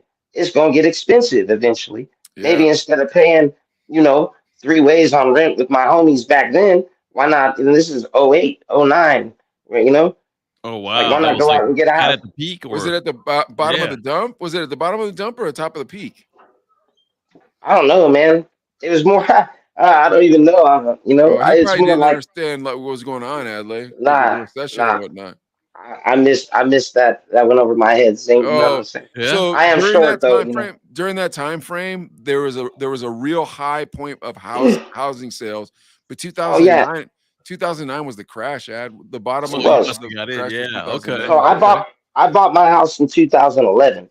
Um, Oh wow, that's nice. So Okay. on the Okay. recovery, yeah, yeah, and it was a cool thing. But what I did was I put all my bread away. Like I worked hard and like worked all the overtime shifts I could get, and like I stacked money for years. So when I'm 21 and all my friends are going out partying, I'm just staying home. You know what I mean? I'm hmm just staying home. I'm eating ramen noodles and shit. Everyone's like, "Oh, you should come party." Nah, man, I'm gonna buy something. I didn't want to rent. I didn't want to struggle. And like, there was always homelessness here. It's as long Yeah. as I can remember. Especially where I live at. But not like this. Not like this. yeah. Yeah. This is on a whole nother level. What's up with your governor, man? I've never seen so Mm, many homeless people in my whole life. A lot. And let me tell you a story. This is a true story, Locust. So I got a homeboy up here called Brando. Good, nice, good, hardworking young man. He's my number two in the company. He all never right. been out of Pittsburgh before. So Oh, okay. Oh, my homie Jay Spools is from Pittsburgh, by the way. Shout out Jay Spools if he's He's watching shit. dope too. so Yeah. Yeah, so that's my anyway, dog. so my father, he had passed, Come on. and I grew up in West Covina. So I had to fly back to LA and then drive my car back, right? So I said, all right, Brando, come with me because he'd never been out of Pittsburgh. So I said, I want you to see the country with me. We'll drive across it together. So we flew out to LA together and we go scoop up the car. Dude, we're on Sepulveda Boulevard, downtown Los Mm, Angeles. There's a yep. lady, a homeless lady standing there. She starts sliding back and forth, back and forth. Brandon looks at me and says, what's that lady doing? I said, you think I know what that lady's doing? She pulled her pants down and was rubbing the crack of her butt on the sidewalk right in front of us, right in front of God and everybody. I was like, Woo. Oh, "Th- jeez. this, there is a special breed of homelessness that you guys have in that Yeah. state that I was gonna like, say, man, welcome to the West Coast. I'm sorry, you know. what is going on, man? It wasn't like that when we were kids. I don't remember it being like that, but yeah, it's crazy now. Crazy. I don't really know what happened. All I know is this: like, it ain't getting no better. It's getting a lot worse. You know what I'm saying? And Mhm. you know, I do what I can for my homeless community in private. You know what I mean? I'm not one of those people that ever talks about kind acts because I don't believe if you do something nice for somebody, you shouldn't televise it because then you're only doing it for leverage. You're Yeah, not doing it because it was a Mhm. good thing. I like doing good deeds in private because it feels good. yeah. Some things are between you and God, and but Right. it's getting worse out here. I don't know. I didn't vote for Gavin Newsom, but again, I try not to get political. You know what I'm saying? But I don't know. This Man, that Ladies getting Gavin Newsom, bro, he looks like he worships the devil, bro. You look at that Gavin Newsom, he looks like the bad guy in Harry Potter, dude. That's crazy. I'm like, dude, I don't. And you know what? This is the problem with the amount of homelessness you guys have in that state, is that it's conditioning you to view human beings as others. Yeah, and it's difficult for me to deal with it too. I agree with that because I'll go places where people are in random stores or whatever, and you'll overhear people talking about the homeless dude. Oh, Lokust Oh no, I hope froze. we didn't lose him. I had more questions. Uh-oh. I wonder if his phone died or something. Newsom, future president. You might Baby not George, be do wrong. you like this dude? You like this I dude? don't know, Baby man. George? Baby Baby George says did we this lose is you? the future president, Oh, yes. Lokust. Yeah, there we go. Can y'all see me? Yeah. What, did your phone die? Or did you get a call? No, I did. It just said bad connection or something, so I turned my Wi-Fi off real quick. Oh, okay. Okay. I don't know what's going on with my Going Wi-Fi. on that 5G. Yeah, that's what it is. I had to put it on 5G real quick. Yeah. I want to hear some G retarded Boogie. tweens. Loki. G Boogie, what up, man? So I have dyslexia. So when Adley puts up the Redeemed things, smoke I break. can't Smoke break. Yeah. I can't read like I can't speak the words while I'm reading them. So like whenever Adley puts the shout outs, I never say what's up to the person. I'm always just trying to read what they said. That's what I've been doing the whole time too. I'm like, yeah. I'll try to pop. Adley- Yeah, when they pop on, I'm like trying to give you guys a second to. Adley doesn't have dyslexia though, so he'd be like, blah, blah, blah, I blah. read it quick. I'm Bro, like, okay. It was hard. Think about this, bro. So like I grew up in West Covina, but Adley was from Orange County. And like we met at university, but I wasn't supposed to go to university. I was a high school dropout. So I got my GED, went to community college. When I tested, I had a test. You had to take this entrance test. When I took the test, I was a junior in high school. So I had to take my senior in high school when I was in community college. Then I transfer up to university. It sucked, man. You don't want to go there. It's a bunch of spoiled idiots, dude. It's like, but I didn't know that. I didn't know that, right? Because, like, you know, when you're in school, everybody pretends they're going to go to university. They're going to go to college, right? So, like, you think you're the dum-dum that didn't go to college. Nah, bro. Right. And nobody went to college. Only people whose parents wanted them to go to college went to college. And you. And now you're there with all these fools trying to lie to you. Yeah, I was in a gang back home. You're like, what kind of gang, man? I don't know what you're talking about. I don't believe you, JP. Like, yeah, man. I'm telling you. What street name did you grow up on? Cuttlefish Lane? Like, Exactly, come on, bro. I'm telling you, man. Like they're like everybody was talking about all these crazy stories about growing up. I'm like, I don't know if I believe you, man. Like, I'm not trying to be mean, but you don't seem like that type of fella. And it was really difficult for me to show up here. And you sound like someone who would be more difficult to show up here. And you don't seem like you have the fortitude to like to work. So I gotta assume you're lying to me. You know what I mean? Like, only I didn't say it like that. I didn't say it like that, Lokust. I said it probably something real mean like this, like, "Oh, you white people better leave me alone." Blah, blah, blah. So, how do you think I said it, Adley, back then? It was I was pretty like, "Oh, you mother effers, this, that, you ain't no ish." It was pretty. I wasn't happy back then, bro. Like I met God when I was older, but like I wasn't when me and Adley were young. I wasn't ever happy. But now I like to laugh. I like to have a good time. I love meeting nice guys like you and listening to good stories like this. I love the Chino brothers. But the one thing that we like to do also is make all our guests uncomfortable by talking about Asian culture and reminding you that you're not half Asian. But don't feel bad because even Adley and I, even though we're both half Asian, we're different kind of half Asian. Now, in the Asian community, they say that one is called the fancy Asian and one is called the jungle Asian. Shit. Lokust, out of the two of us, which would you think was the fancy Asian? Which would you think is the jungle Asian? What's that? I'm going through a tunnel. I didn't hear that. No, it don't make you racist, man. That don't make you racist just to say. I'm just kidding. Guess. What's your guess? Which do you believe would be the fancy Asian? Which would you believe is the jungle Asian? So one of y'all is fancy Asian. One of y'all is jungle Asian. I'm gonna say it like this. This is my just based off visual perception, right? Adelaide is the fancy Asian because he got like the little hair thing up top. He got the records. See how everything's all shifted. You're more, the jungle Asian Because look, you hitting that vape like a goddamn boss because you didn't pay what everyone else pays for that shit, and you're sitting there just living your life, you know. So like, I don't know. That would be my perspective. You know, you would be the jungle guy. You would be the fancy guy. I guess the city guy. I don't know. Oddly enough, Crazy rich Asian. Oddly enough, that's what you would think. However, you would be incorrect. Adley is Thai. I am Japanese. Thai people are jungle Asians. Japanese people are fancy Asians.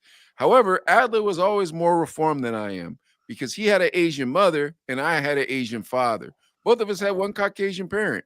So every week we watch a stereotypical video called either Asian mother or Asian father. Then whichever one of us it coincides with, we see how realistic it was to our childhood. So last week was Asian mother. So this week is Asian father.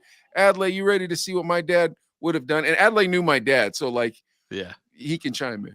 All right, roll tape. Here we go. You guys ready? Yep. Steven, you're still a failure. Hi, how can I help? I'm Alexa. Siri. Siri. Siri.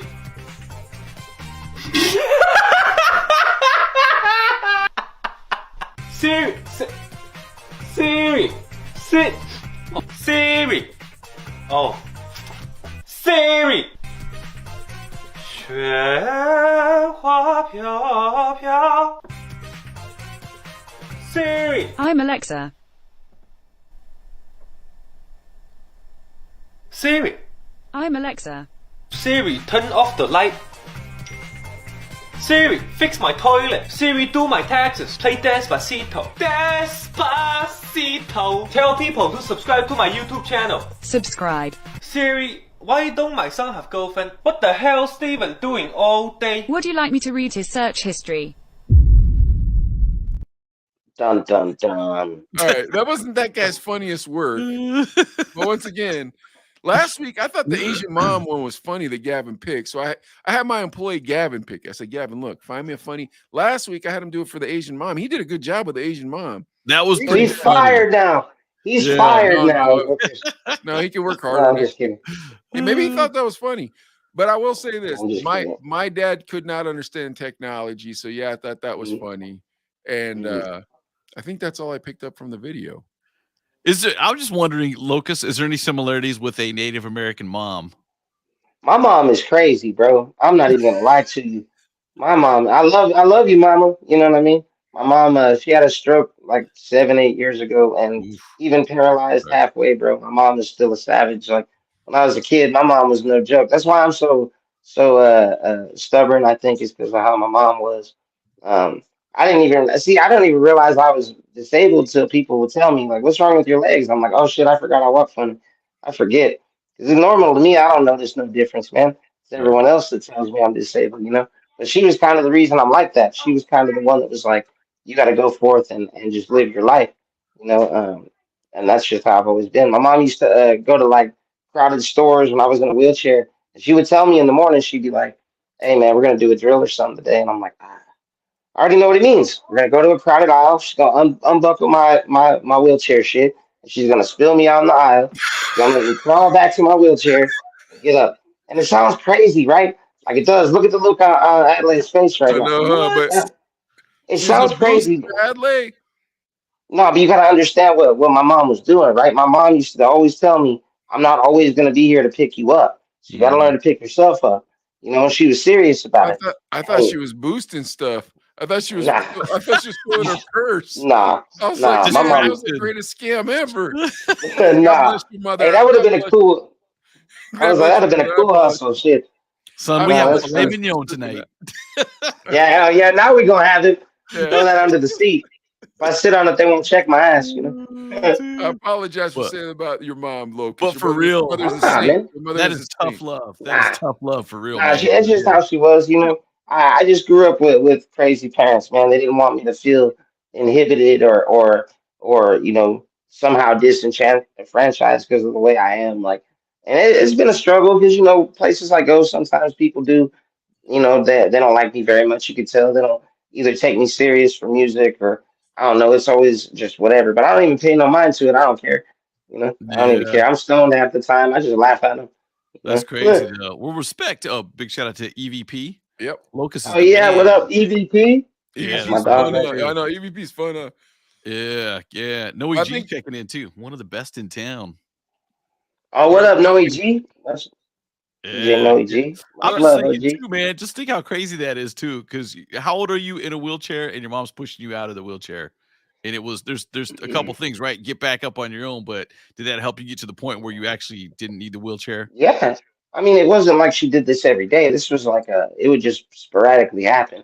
She'd find all kinds of like ingenious ways to get me to do stuff for myself. And then my friends Carl and them, like they'd make me walk far places and till I almost pass out. Like I had a lot of like when I was young, I had a lot of people that pushed me to do more than I thought I could do. You Could know, you because they were imagine saying, though? I never, Mike, just think about it. It's like, oh, little Locust, we're going to the store.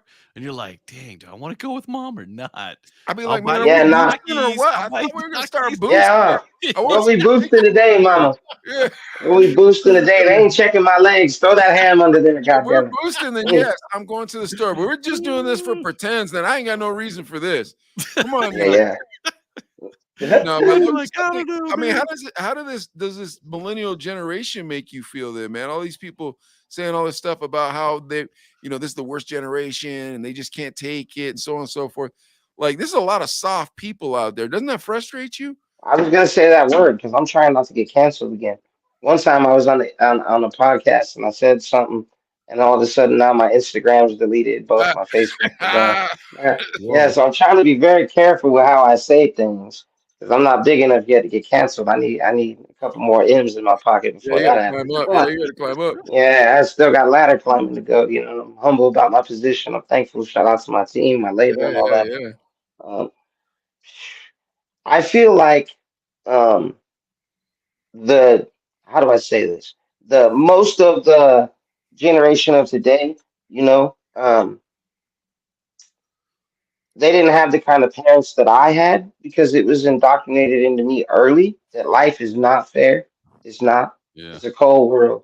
It's a cold world. It's a dog eat dog world. You got to learn to survive out here, and sometimes you gotta, you know what I mean. You gotta make hard choices in life, and no one owes me anything. I was never taught that I was owed anything because I'm crippled. You don't have to open the door for me. You don't have to hold the door for me. You don't have to pick that up for me because I dropped it. No one owes you anything. That's how I was raised. It's kind of hard to say that now because we live in a very entitled era. Everyone's owed respect. You owe me respect. You owe me niceties. You owe me this. You owe me that. I'm entitled to these things. And it's kind of counter to how I look at life.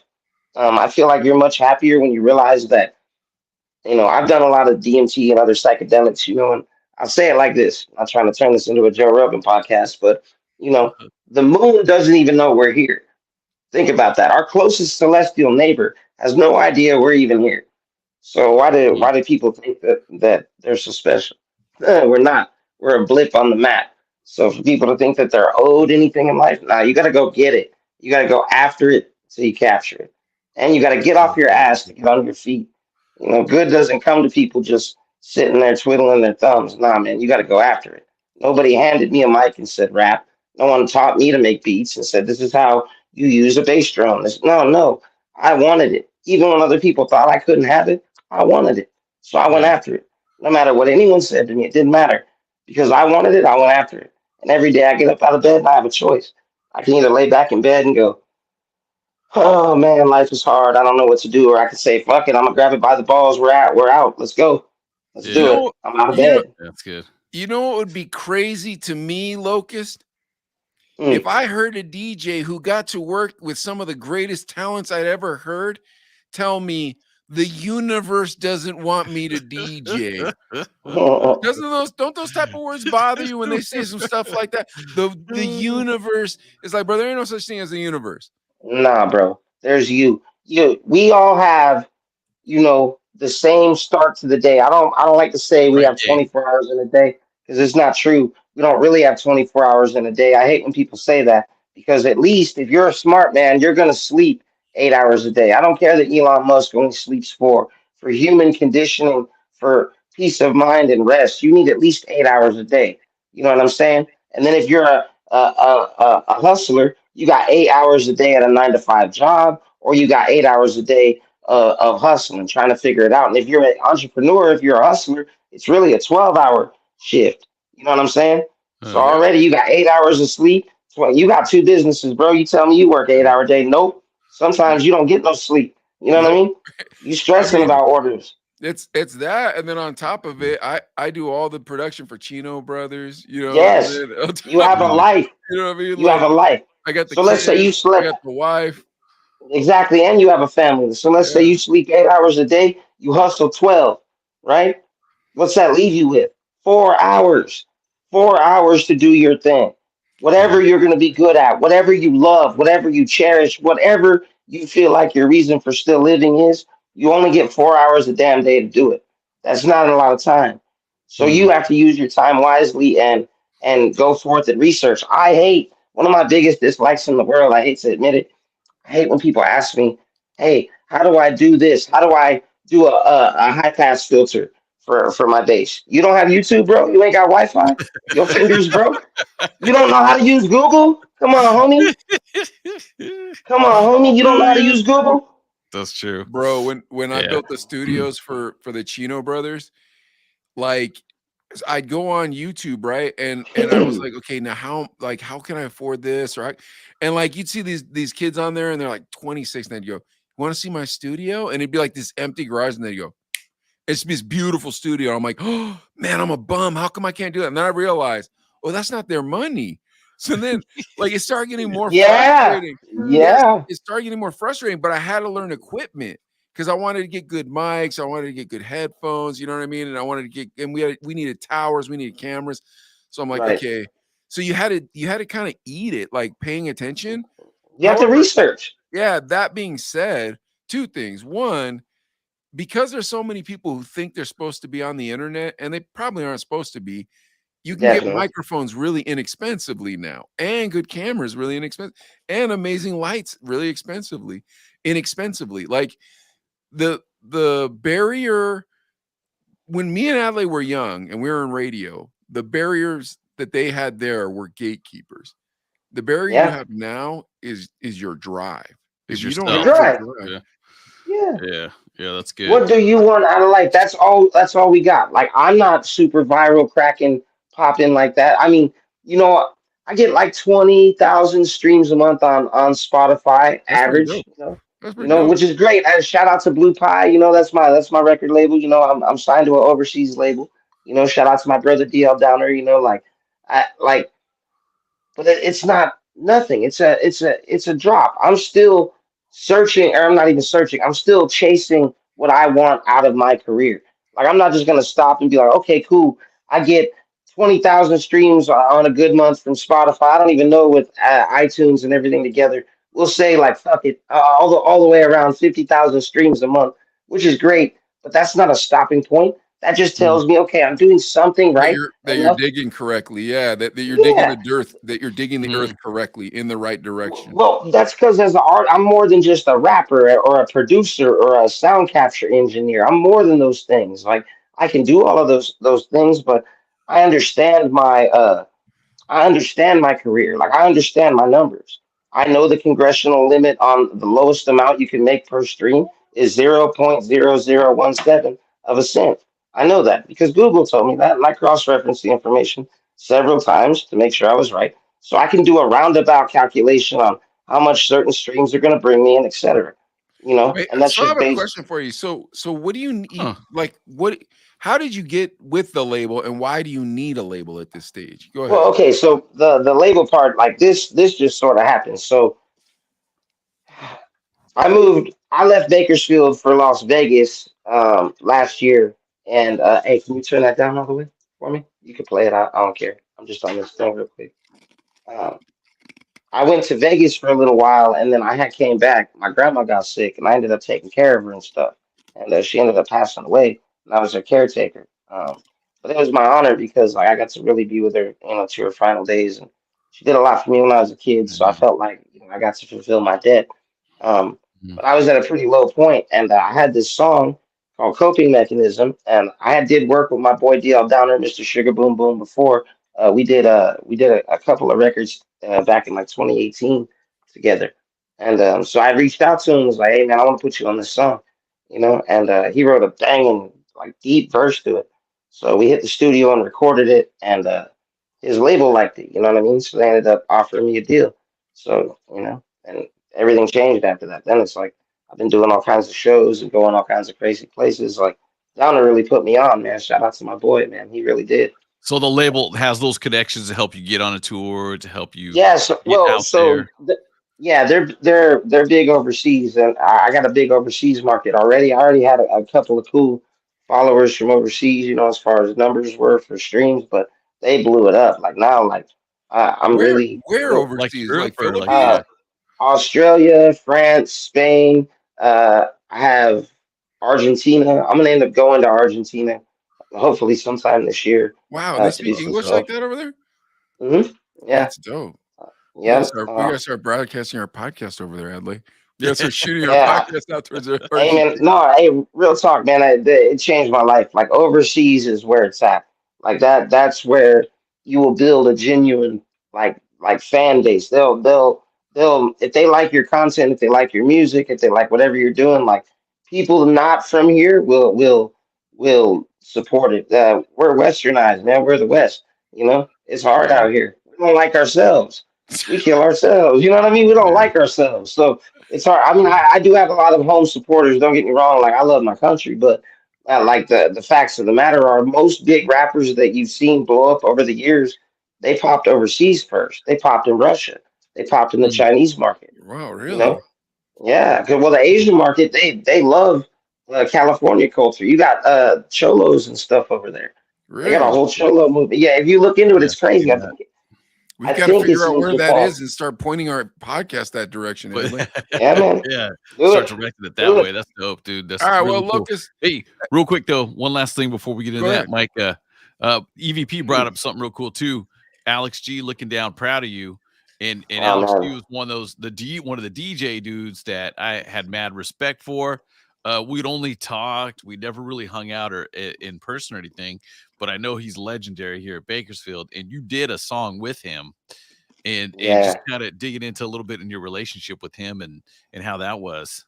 So, the lit tour that I went on with T Davis, my brother T Davis, shout out to my brother, man. It was a hard trip. I'm not gonna. It was hard. It was hard, and I'm just gonna word it like that. That way, I don't. Yeah. So it was hard. It was just hard on us. We were having a hard time. It was our first tour together we ever did. Our first time with a professional, whatever. It was very hard. Like we went through the struggle. I'll just put it that way. And on the tour, Alex G was on the tour. He was a major factor, part of my homeboy McQuambe. Shout out McQuambe's camp. I think it's Rank Rated now. He changed his name, but anyway, he's seen our show, me and T Davis' set, and really liked it. So he invited us to his house for the couple days that we were off, because we were off in between dates. We had like 3 or 4 days off. So he had invited me and T Davis to his house, and I don't know. It was on after that. Like he loved us, so we did some stuff together. And anytime he could put us onto something, he did. Like he was really cool. But his favorite thing to do with me and him had a really crazy relationship. The ones that know me and Alex know, because like we would talk hella mess to each other, man. It's harsh. This fool would hate on anything I posted, like new music. If the video was up doing its thing, he would start talking shit. Oh, Yeah. this is mediocre. You suck. Whoop de whoop. But he would do it on purpose. He told me, because he's like, I want people to attack me and defend you, because it builds clout and it gets people to pay attention to the videos, because we going back and forth. Alex was smart. Okay. He was Okay. smart. So we used Yeah. to, yeah, and we used to go hard on each other. That was my guy. But we were supposed to do an album together. And what happened was he had sent me the beat for what ended up being the same guy and a couple other beats. To do an album with him when I got back to town. But with COVID and all that other stuff, like it just, I don't Yeah. know, things got in the way. And he never got to hear the song. That's the saddest part about it. He never even got to hear that Yeah. song. I told him I had something written to it, and I just hadn't had time to record it. And I came back to Bakersfield for a funeral. My homie Zach died. Rest in peace, Zach. And the day of his funeral, or the next morning, I was getting ready to leave back to Las Vegas, and that's when we found out that Alex G had just died. So then Yeah. I went to Alex's funeral. And yeah, I put that song out right before. It was right before the funeral. No, it was after. right after right the around funeral. that I put it time. out. Yeah, Yeah, yeah, yeah, yeah, yeah. That dude, major influence for yeah, everybody. If man. you're in music, especially in Bakersfield too, man. So definitely rest in peace, Dad. Sorry, man. I just wanted to bring that up because Oh yeah, no, no, um, that's real. Rest in peace, Alex we G, man, wanted for sure. we were trying I was trying to get him on too, and I remember we did one of his last booked shows was one of those was it was like a cancer organization, anti-cancer, Mm, and he was booked for that, but we got the gig because he wasn't feeling good, and it was shortly after right. that he passed, and you're just like, man, that's too Oh bad man. because I unfortunately never got the chance to hang out with him, Oh you know, man. talk to him Yeah, here and there, and just, you know, heard the good things about him. Heard he can be no, very Alex harsh. was stand up. Oh no, that was Yeah, what I yeah, loved about him the most. You think I got no filter? He was straight up with you. Look, you never had to wonder where you sat at Alex G's table, bro. If he didn't like you, he would tell you. He Good. didn't. yeah, He had yeah, no yeah, filter whatsoever. If something didn't have it, he would tell you it's not it. Like, he would yeah. tell you. He wouldn't mince words. But to say all that, also to say this though, like he was loyal, man. He was really a good friend, and like any event that he was at, like I never got hit at the door to throw nothing in the bucket. Every time he Mhm. found out me or T Davis was coming through, like if they sweat us at the door, he would come up. Like, nah, they're with me. Come on, let's go. Like I was Oh, Yeah, always nice. everywhere that Alex was at, like we were already there. Like it was cool. that's He fun. was very supportive. Very Yeah. supportive. I'm sad because he hasn't got to see me do all this. Well, I mean, looking down or whatever, depending on religious beliefs, but. I'm like, damn, I kind of wish he was still here for sure, because man, I could show him some stuff I'm doing right now. It'd be crazy. Yeah, But yeah, I have to catch yep, him in the next life. That's all it is. yep, yep. So Yeah. carry on. That's why I just want to make sure we hit that point. I was just gonna say Yeah. at the end of the show, Locust, what we do is we read celebrity gossip. So Adley is gonna read out some stories, and since you're the guest, you will pick which story we read first. Then I'll make fun of them, and you can join me as we do it. So Adley, you want to All tell right. Locust these stories? Yeah, yeah. So I'm gonna read some headlines. You tell me what feels like you want to talk about. So I don't know if you're gonna know her or not, but Suzanne Summers and her husband, and they're both over 70. She says they have sex 3 times before noon. So we can get into that story if you want. There's Is something Cuz that's snorting is he snorting a Vicodin, bro? Like a Viagra, I mean? Like Vicodin. 3 times? and he's in his Three 80s. times. He's in his 80s. She's in her Yeah, 70s.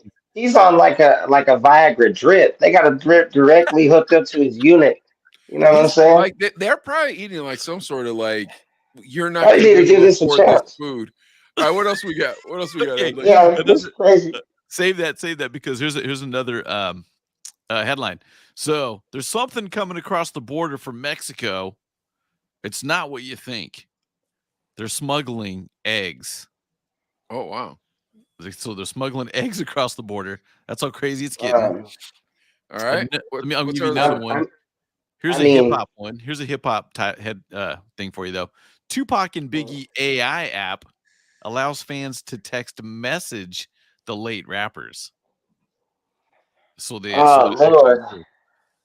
So we got old yeah. sex, eggs, and AI with Biggie and Tupac.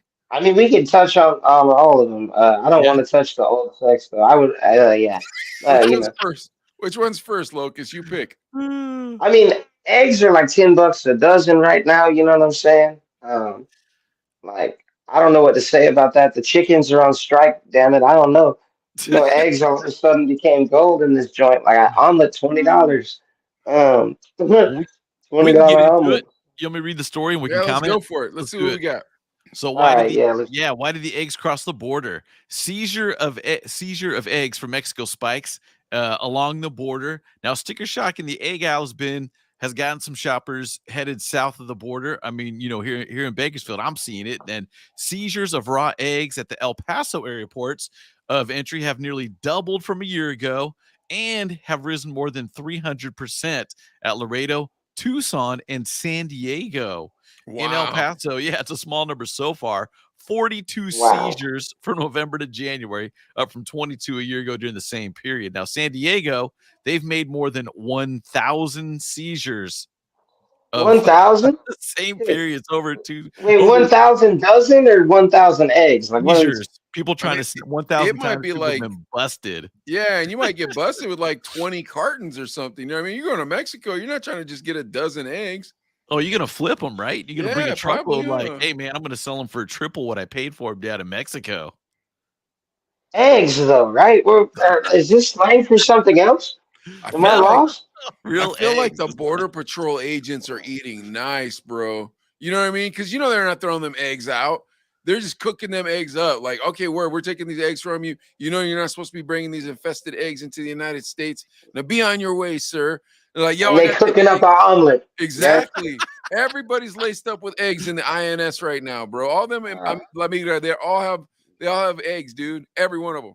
Oh, we can get into that. You already know they're on the take for everything. A point off everything that come across that line go in their pocket. That's how this works. I bet you Ain't the no eggs are war on going straight drugs. to them. I bet you the eggs are all them. Because think about it. Like cocaine, you got to explain why you're missing it. Eggs, it's like, man, I threw it in the garbage. What are you talking about? I'm not keeping eggs around here. You know what I mean? Meanwhile, I'm rolling up El Monte swap meet. All right, guys. I'm gonna stand on the corner, bro. Like the We orange man. went we went from toilet paper in 2020 to eggs in 2023. What's next? On this episode of Earth. Well, here there's a little blip right here comparing the prices. Now, this one lady coming up from in Juarez, she pays $4.80 for 30 eggs, but in El Paso at the Walmart, it was $16 for 30 eggs. So 436 for 36. So Okay. you're almost 4 times as much. I think that's worth the risk, don't you think? If I could sling them for 4 times as much. Yeah, I don't know. It's just like California. You can't buy menthol cigarettes here no more. No more Newports. No more flavor That's right. vapes. You couldn't have vape shops out here because there ain't no more flavor vapes. Cotton candy, bubble gum. California outlawed all that. So I mean, before long, because I mean, this law has been in effect for probably like a month now. You know, give it 6 more months, we're gonna have like the underground railroad of Newports like Oh coming up in yeah, you this one. probably will. Yeah. It might not even take 6 months to be totally honest with you. That Kim Jong Newsom that you guys are all voting for, I don't know what you're doing, man. Hey man, I stopped voting. I can't take the line for this one, man. My mom and both my parents are military veterans. They used to say if I didn't vote, I couldn't complain. So I don't say nothing. I'm just, I'm more of a nihilist. Nothing I could do about it. Yeah. I I'm don't know, excited to man. see where it goes. Like, it's like a tire fire, dog. You just gotta, it is what it is. I don't know, man. They got a lot of chickens over there in Oildale. You got chickens? No, but it's not uncommon to see it. But I can't think of anyone that I know that has chickens. But I've seen chickens in I yards. got homies that got chickens. My neighbors had chickens Yeah, when I was homies growing chickens. up. Yeah. Oh yeah, we got them. Yeah, we got them over here and stuff too. So yeah, I it's wish if I lived in a warmer climate, I'd have chickens, but like, bro, it gets mad cold here, and I don't want those chickens in my house. And then I got to learn how to make a chicken coop and all that. I think I'm good. yeah. Plus, like, All I doing don't want to good. get friendly with my next meal. Like, that has always been my problem with it. Yeah. Because when there's no more eggs, you eat the chicken. Yeah, for sure. The first time that rooster wakes me up too early, it's over for that thing. I know that's the next thing is they make so much noise. Yep, Yeah, I already can't never do had it. one, but they didn't have it for very long, man. Because everybody was Yeah, for complaining, like, sure. dude, you got to get rid of that thing, man. Yeah, oh yeah. But Yeah. knowing somebody who has chickens that lays eggs and hooks you up, that's good to know right now. If you're paying, Gavin, my number $6. 2 at the shop, his in-laws have a farm, and every once in a while he'll bring me down a dozen of the free range eggs, and they taste like butter.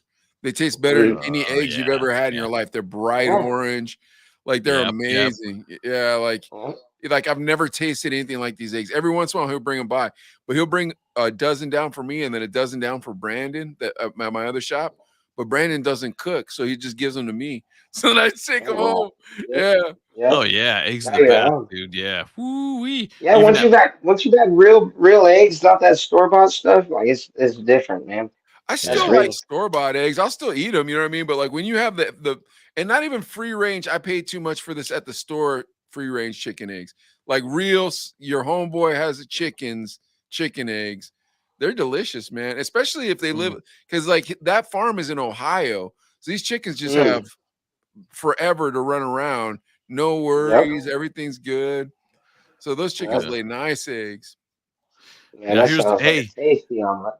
if you guys are thinking about sneaking eggs across the border, though, it can get you a $300 fine even up to $1,000 for attempting to cross agricultural goods without making a declaration. So be warned. I mean, it kind of sounds like it's worth the risk. But I was gonna say it's kind of. I'm doing the money right now. I'm like, Yeah. wait a minute. $1,000. Like if I just rent a U-Haul, that's like the first rack, bro. Like, okay. Yeah, for sure. For sure. How Yeah, many no, can you I can fit get in the my little trunk? U-Haul though. Yeah, that might be something to think about too. Make some money. There's a come up right there, man. Sneaking Side eggs in hustle. from Mexico. That's the new side hustle, everybody. Go down to Mexico and get some eggs. Get some of those eggs. All right, tell us about the Suzanne Summers pervert. What's going on with that? All right, guys. Here's the next story. So Suzanne Summers, Mike and I remember from Three's Company, right? Was it Three's Yeah. Company? She was on Yeah. Oh, it's Suzanne Three's Summers. Companies, what it sounds like right now too. They probably, you know what I'm saying? Yeah. So Suzanne Summers, who's 74, and Alan Hamill, her husband, is 84, and she said they have sex 3 times before noon. Dude, I'm having a hard time believing it. Yeah, she I'm says, like, bro, 84. Like, bro, I can't even think it. Like, he could have sex, but he can't walk upstairs. I don't understand.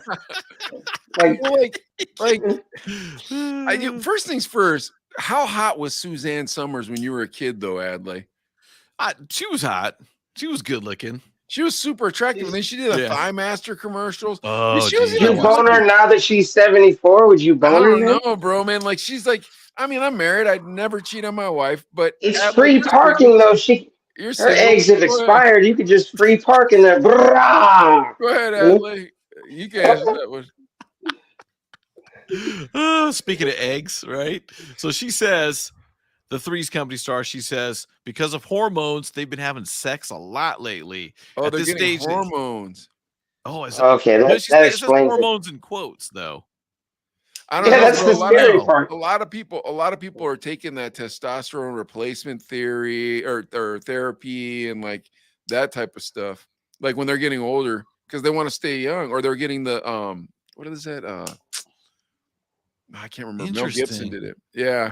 Oh, We'll have keep to reading dig the into story. that See what too, it is. because Yeah. if they're taking hormones, that's different. But It sounds like they are. natural, because it says because of Yeah, hormones. he's 84. There's no way it's gonna stand up on Yeah, its it's own not at this point. natural. It's not. I He's don't probably think got it's the natural. prostate the size of a grapefruit. He doesn't even pee right. Like, you know.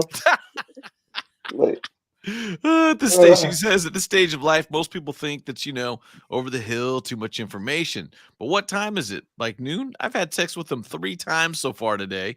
What is it, about 4:30 in the morning? Then suddenly, there he is. I'm going, could you at least wait until the sun comes up? Our relationship has always been amazing. They've been married since 77, by the way. I But bet now you he's that still he probably has a picture of her of like the Three's Company poster up behind the bed when they're knocking boots. He's looking at her when she was young. He's oh like, my gosh. Oh, you're right. I have read more of the story. Here it is. Okay. here it comes.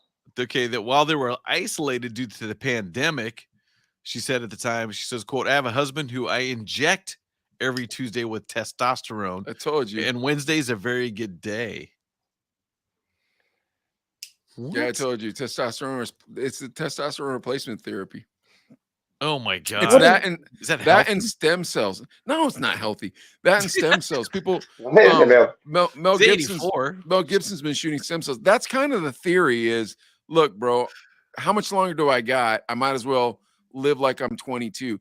But it gives cancer. Like the problem is it inflames cancer. I don't know how to explain it. Kind of like almost promotes it, like kind of. Well, because it's a human growth. So you get a human growth hormone, but the growth isn't just towards your testosterone. It's towards everything in your body. So if there's a cancer in your body that's small, it causes it to grow like rapidly. Okay. It's almost like vitamins for cancer. Yeah. Or something. You can't pinpoint where it's gonna go. Can you imagine a day when you're too old to do it? I don't know, man. Like, you know what? That'd be a little depressing. I'm wondering, like, here's the problem. Asian people don't age. So, like, we look relatively the same age as we've always looked. I can't imagine that Asian day, because it comes for all of us, where you just turn into a kung fu master overnight and you look like, you know what I mean? You just Rocking all, a cane. yeah, all Yeah. at once, dude. And a It long must beard. happen all at once. So, like, I don't know what that's going to be like, looking in the mirror and seeing an old person. Because right now I look in the mirror and I see a 38-year-old. I'm like, oh man, you haven't aged yet, have you? Well, sucks for everybody else, like. So yeah, But that's shooting up testosterone. I can't see myself being like. I thought about it. Really? Yeah, I did, because I was kind of like, wow, like when you're working as much as I work and you're used to staying up and working as hard as I'm used to staying up and working as hard, you're like, well, maybe my testosterone has gone down. But then I looked into it, and that's how I found out about the HGH causing worse cancer. And I'm like, I'm good. Like, as soon as I found that out, I was like, no, we're good. Like, you can hold on to that one.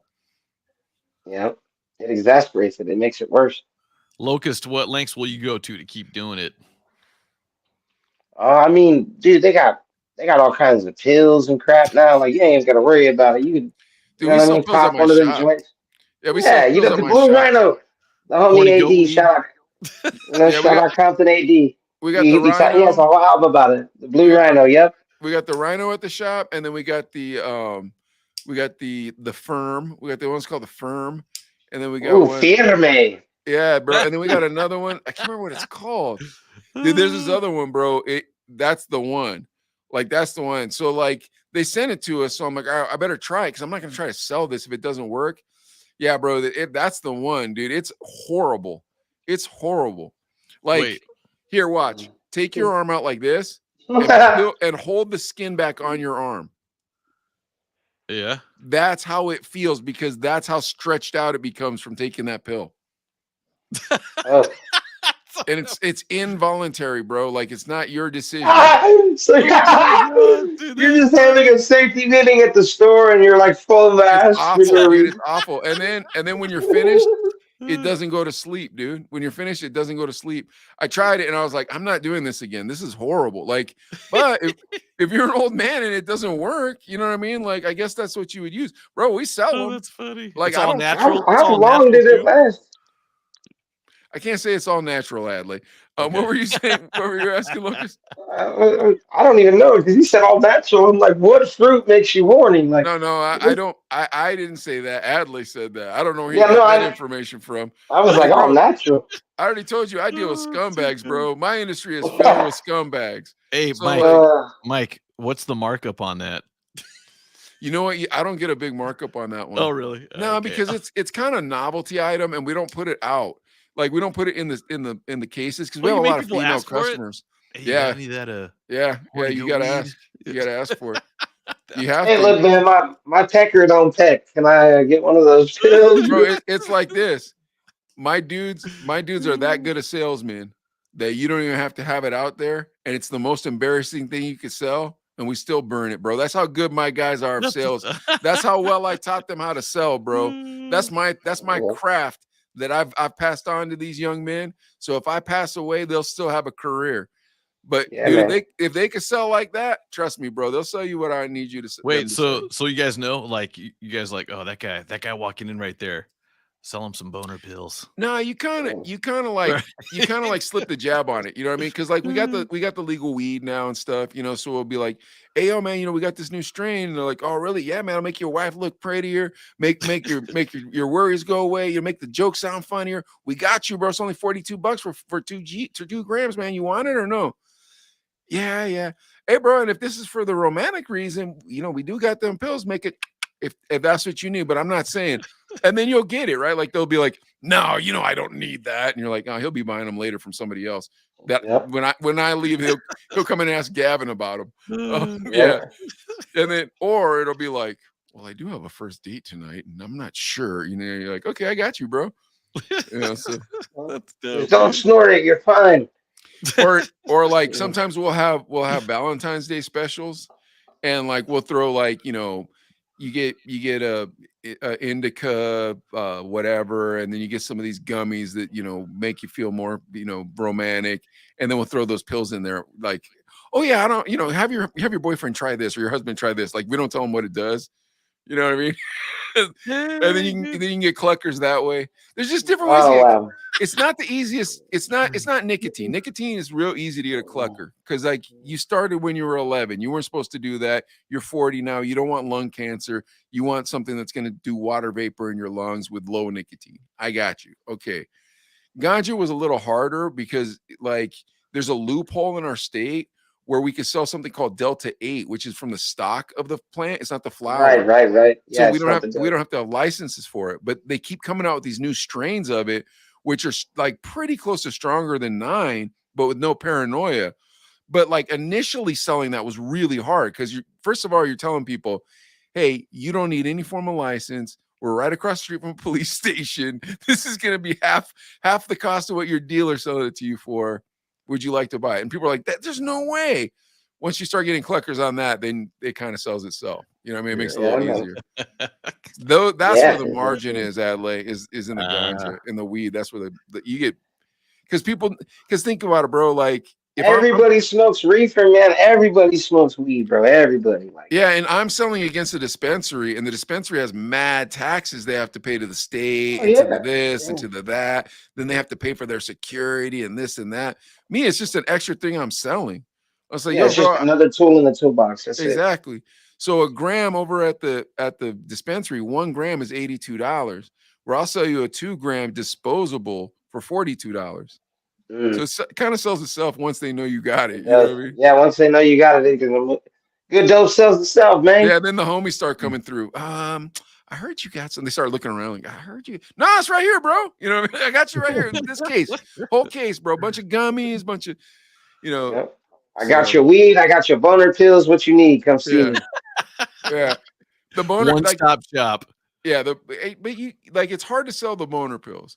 But the one-stop pop hard cock shop. Look, see, you can make it a whole thing. That's it. Dude. Tiny box vape shop, and it's also that, and then on the bottom, tiny box vape shop. But yeah, so I don't know. What do you think, Adlai, about this testosterone replacement therapy? I don't know, dude. The guy's 84. How long does he really have left? And you might as well have fun. Oh yeah, if I lived to 84, I'm doing it too. It worked for him. Yeah. If cancer ain't got me by then, you get mad shredded on it too, dude, because it's steroids. Oh, really? So yeah, so like you get mad. That was another reason I was thinking about it because I was trying to lose weight at the time. I'm like, well, if I just got this extra testosterone, I could work out harder, all this stuff. But yeah, your back doesn't hurt as bad, your knees don't hurt as bad. But stem cell therapy, bro, that's what I think it's really at. But you got to go down to Mexico. No. Panama. You got to go down to Panama. They got these doctors. They just shoot you filled with them stem cells. They make you young. They make you young, from what I understand. I feel like Lokust has a better shot at it than the two of us because he can actually go down there and be like, I have a medical need. Can you shoot me with the stem cells? Where you and I'll just show up and be like, hey man, we want to be young again. Can you please shoot us with stem cells? We don't want to do steroids. Then I'd be like, I want a refund. I thought I would get high off this. What's wrong? Yeah, I don't know. But hey man, 84, live your life. Hey man, do your thing. Let it hang. Why not? All right, so if this guy and his let's say he passes away, God forbid, and Suzanne Summers was single again, Adlai, would you go out there? At 74? Yeah, is she attractive to you? Looking at pictures of her at 74, she looks like she's in pretty good shape for 74. You know, well, that doesn't answer the question. Would you go out with her or not? That's the question. I mean, I bang grandmas. I mean, there's nothing wrong with that, man. Look, because you're Grammy like me, bro. That's why I didn't ask the question. Adlai's a classy dude. Yeah, I'm hoping one of y'all got her number. I'm like, what's up? You single? I might. I say I might. Speaking of being old, yeah. Did you ever get your AARP card, dude? I get stuff in the mail all the time. Like, hey, sign up. Did you get it? I didn't know if I was going to sign up for it. I got it. I'm like, I don't think Adlai got one. I'm not going to get one. Why would you get it? Does it got really good you deals? Get discounts, I guess. I don't know. Old people do it. Lokust, we're old dudes. We're old now, yeah. All right, what's the last story, Adlai? All right, let's do the Tupac Biggie AI. I got you.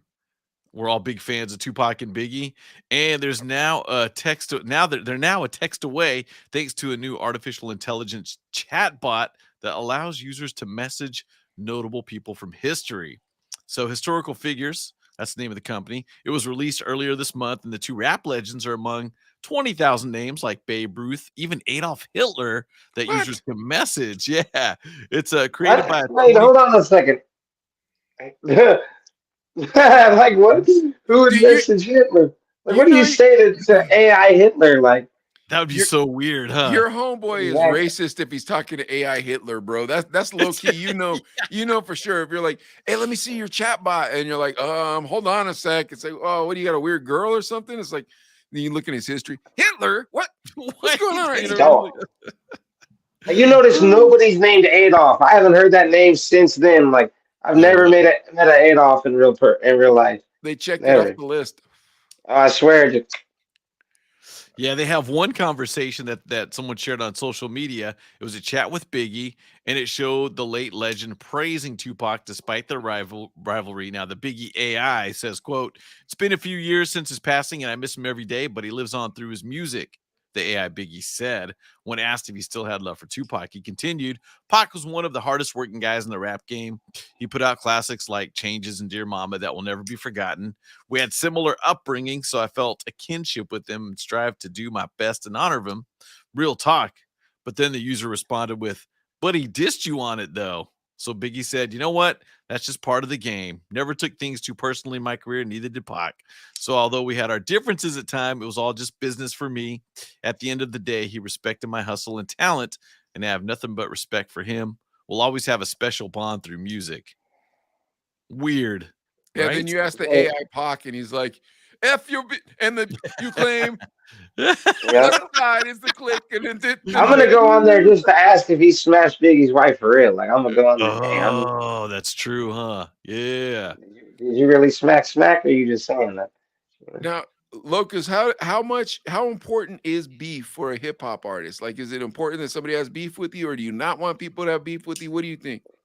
Like me personally? Yeah.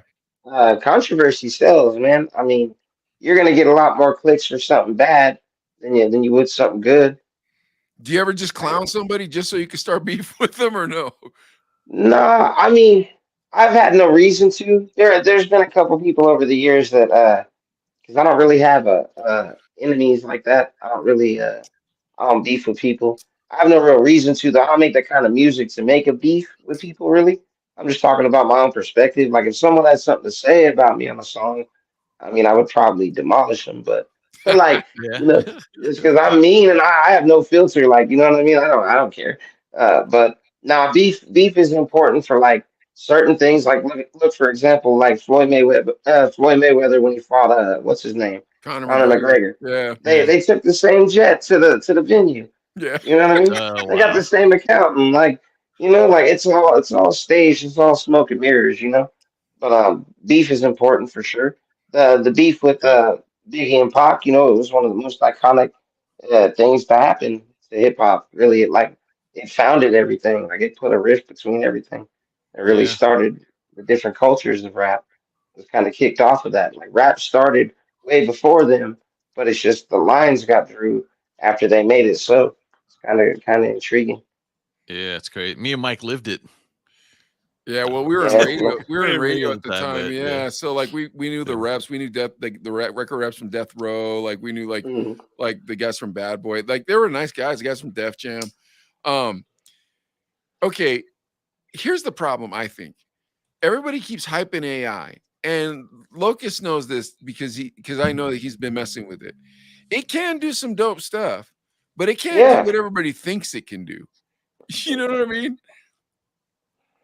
No, because if we get to the point to where it goes that deep, we're doomed. It's the end. I just don't know I don't know if it can go that deep. Like, because you can see the flaws. Like, if you're a creative person and you're a grinder, it is a tremendous tool to speed you along a lot faster than you would have done it. Well, but ponder it ain't this, doing right? it for you. Go ahead. Well, we'll ponder this. So, how much memory does the average human brain contain? How many things can an average human retain over their life cycle? It really depends on several factors like genetic dispositions and et cetera, et cetera.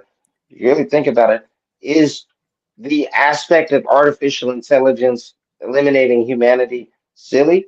It sounds crazy, like on some Terminator movie stuff, but if you really think about how everything works, if we invent a system that knows how to build onto itself and learn, because all learning is repetition. How did you guys learn to do radio? Somebody showed you how to hit this button, do this, that, and third. Nepotism, which is my favorite word, put you into whatever, yada yada yada. You learned off repetition. You weren't born with that innate knowledge, though. It just happened. You know what I mean? Why is the human condition for learning more whimsical than a machine learning? We learn in the exact same way. It's just in a different way. Creativity, Locust. Yeah. Yeah. Creativity. Huh. Well, Whatever the soul is, whatever the spirit is, whatever it is that you believe is in the core, you're never going to be able to give that to AI. No, but I'll say this much. It's not about soul or creativity, because even that is a spectrum. Like, what is art? If think about this, you guys are my OGs, right? So if half the rap that's out right now, let's just keep it a bean, right? If half the rap was out that's out right now was out during the Biggie and Tupac era, do you think that they would be making money? If you guys heard them. No, we wouldn't have played that no, garbage. but think about it. If somebody would have, and I ain't even trying to burn nobody because I'm friend, I ain't trying to burn no bridges down the road. But it's one of these current little whoever's rapping. They can't rap. They can't carry nothing. Like, they have nothing to talk about. And without auto tune, you know what And I'm there's no saying? wordplay either. Like, there's no Right. wordplay.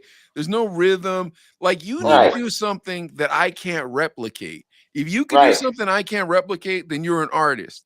If you can Exactly. do something that I can just repeat immediately, nah, bro. I'm not impressed. Like, that's the thing. That's what rap music for me was as well. It was like impressive. Like, that's why Tech Nine was so impressive. His flow, the fact that he could think to say these words in such a way that it'll go together. Eminem, same way, beautiful wordsmith. You know, and that you never know what the hell he's gonna say. That's why when these people drop records, people, like our generation, even listen to it because it's that next thing. What are you gonna say? Now I've heard everything on the radio. Okay, you rode up on the ops with a glizzy. Your Glock got a switch on it. You know what I mean? You riding on a Harley Davidson, you got a bitch on it. It sounds the same. It's all the same. You guys aren't talking about nothing new in it. You know what I mean? Yeah. It's different though now. But what is talent? Like, talent, if it wasn't for auto tune, which I don't know if you guys, well, obviously you probably do, but you know how auto tune works is it takes your voice and then the system tells you, okay, well, you're naturally in a B flat. We're gonna put you in C. You know what I mean? And it's gonna sound weird. That's why it's got that little robotic effect. T-Pain cracked it off first with that Unsprung. Actually, the first record I ever heard with it was Cher. Do you believe in love? Yeah, that was the first time I ever heard it commercially used when I was a kid. I was still in elementary school. Roger. That was Zapp and Roger Roger. Troutman? Yeah. They were using a bass amp. Was Oh, they really? okay. Yeah, Oh, they had that sound effect though, huh? it was a hose that went to a bass amp. Yeah. And it made that same sound. But that's the thing with auto tune though. That auto tune just changes the dynamics of the sound that you're hearing in your ears. So that's an AI system that's doing that. I was just at the studio before this podcast. Like, we were looking at it because they auto tune artists now and they have all these new things and crap. And it's like, that's all it is artificial intelligence. Yeah, I know, Isotope, but it ain't gonna make something that slaps. That's the thing. Like, only a person can make something that slaps. You can right now, utilize it as a tool. You can you utilize got to it think as a though. tool. There was a time where people said, "Man, only birds fly. Only birds can fly." It's Nah, crazy to think that we would leave the ground. It's You know a how many diff- people laughed at the Wright brothers when they dropped their airplane? Same thing. That's a different thing. That's a different thing. Being able to fly all those things, that's science. That's understandable. Blah blah blah. Before long, we're gonna have automated airplanes. They're already working on autonomous cars, and before you know it, you can write a song with AI right now. You could do an AI lyric generator. It'll And it make you sounds the like, beats. I know it sounds like garbage. So crazy. I've already Yeah, messed but with this it. is in the infant stages of it, though. We're in the very infantile stages of artificial intelligence. You sound like every engineer that tries to explain this to me. Yeah, I'm telling you, Locust, there's something in your soul that makes dope music. And there will never be a robot that can do that. there'll never be a robot that can do what I do. I'll tell you that 1,000%. But there's also never going to be another human being that can do what I do the way I do it. I can show you exactly how I do every single step of what I'm doing to make a song, and you could not replicate the way I do it So because that I have a certain tone. I have a certain soul to my sound. It's Yeah. embedded. It's baked in the way that I carry myself, the way I carry my cadences, my flatness, my nasaliness, whatever and it is. the true artist will always be that way. You understand? The true artist Mhm. will be the perfectionist. No AI can But do that. I'm not arguing that, but what I am arguing is art. Art is subjective. See, I grew up. You guys were my big homies, like I said. So I looked up to Tupac and Wu Tang and Tech Nine and Eminem and DZK and Immortal Technique and da da da da da. I looked up to these people for their wordplay, their delivery, how they did things. I was like, wow, I'll never be able to do that like you do it. But I learned. I took the time to learn and make my own sound. But a robot could turn around and do it in 20 years. We don't know. We don't know. Dude, I have an iWatch, like one of these Apple watches. I never thought I would have a watch on my wrist where I could watch YouTube videos and do all that. And nothing impresses me in that manner because here's why. The human is ever evolving and the human is ever beautiful. AI will never catch us.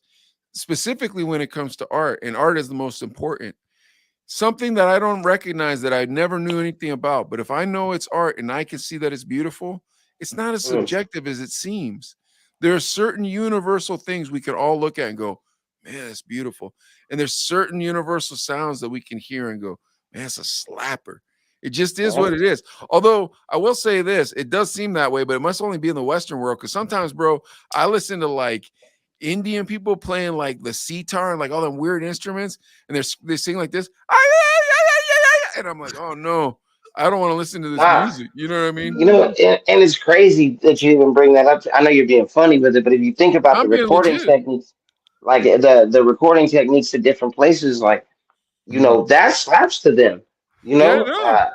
And to us it's like, no, this is weird. It was like, to me, one of the things I got flamed for early on was UK drill. I laughed when I first heard some UK drill because I was like, these fools ain't got no straps over there. They hitting people with bats and stuff.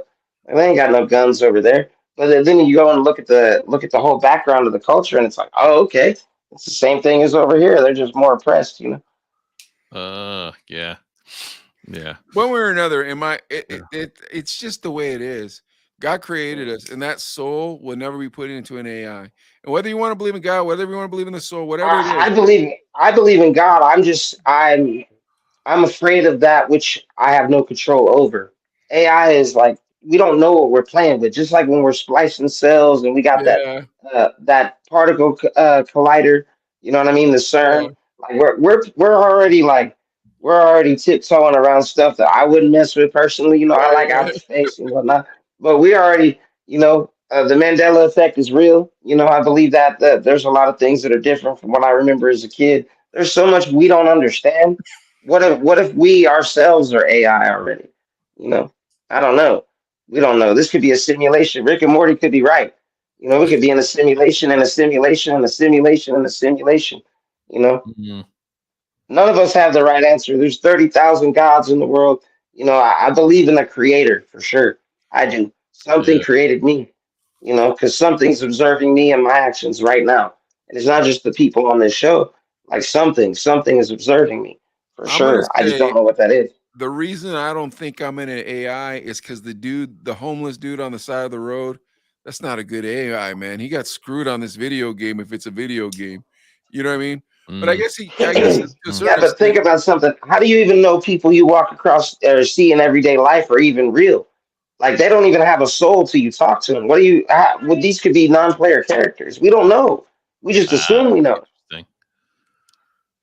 What Blowing if my when we mind. walk up to each other and we walk by each other and don't say nothing? What if neither one of us have anything capable to say? What if there's no voice in the opposition until you speak to that voice? Because there's power in the tongue. So what if the homeless person you're referring to is in fact an AI just like you, but you don't know his sentience right now? Maybe his sentience isn't even real. Maybe he's just a shell as an NPC at posing as a person. sounds crazy and speculative, which it is, but everything is crazy and speculative. All the I don't fact know, is man. If I something was an 100%. AI, I wish my back wouldn't hurt this bad, dude, or my shoulder. Hey man, I don't I want to go wish. to no physical therapy no more. Yeah, shit. I feel you. I wish my legs wasn't crooked either, but you never Yeah, know, man. What man. kind of AI is this You know, then? hey, that you never know, Part of man. the experiment. Part of the experiment. It Hey, is. hey, Locust. What I want to ask you too, man. You mentioned Jay Spools out in he's Yeah, in that's my Pittsburgh now. dog. He's in Pittsburgh now. That's my dog. I Okay. believe so. Yeah. Okay. Because you got a couple tracks with him, and then Yeah, yeah. you also got T Davis. That's my bro. Yeah. Shout And out to Davis. what like if someone want to expose people to your music too, you know what I mean? So Yeah, if where there can was they like find you, 3 Locust? tracks, yeah, where they can find you, but like 3 tracks they must listen to, like Let's if there was see. 3 Dang. like right off the If I bat. had to pick 3 tracks of mine for y'all to listen to, man. Oh, you put me in the tight one. I ain't never been asked that one before. Okay, It's well go usually follow just them on YouTube for sure. yeah, man. Yeah, for sure. CrippleKingpin.com, CrippleKingpin.com. You can go to my website and all that. It's got all my socials on there. You can Google Locust Luciano. If I was to say pick 3 songs to check out, I would say Coping Mechanism with me and my bro DL Downer. That's one of the newer records that we just released before the start of the new year. Minding My Business is probably my most Okay. well-known record. And I don't even know. Like for me, for once is one of my favorite songs I ever wrote. That's one of the songs I like. I like performing it the most. That's one of my Okay. favorite songs. Okay. What's on the show schedule? You got something lined up? Right now, I'm just kind of living in the studio, man, in and out of sessions. I got a bunch of like stuff going on at the same time simultaneously. I'm working on a project that I'm doing, and then me and DL Downer got another album because we had dropped an album in December, but we have another EP that's getting Well, ready to drop. how long? Um, How long do you go between records, between EPs? Well, before I signed with Blue Pie, I would drop like a project every year or two, and now I'm involved in a lot of projects. I got my project and the project I'm doing with him, but I'm doing some producing on the sides, and then I got into some ghostwriting and all that. You know what I mean?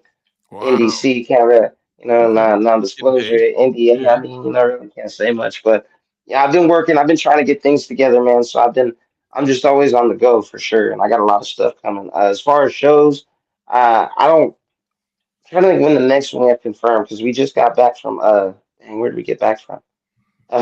We did shout out Albuquerque, New Mexico. We just did New Mexico for the end of the year.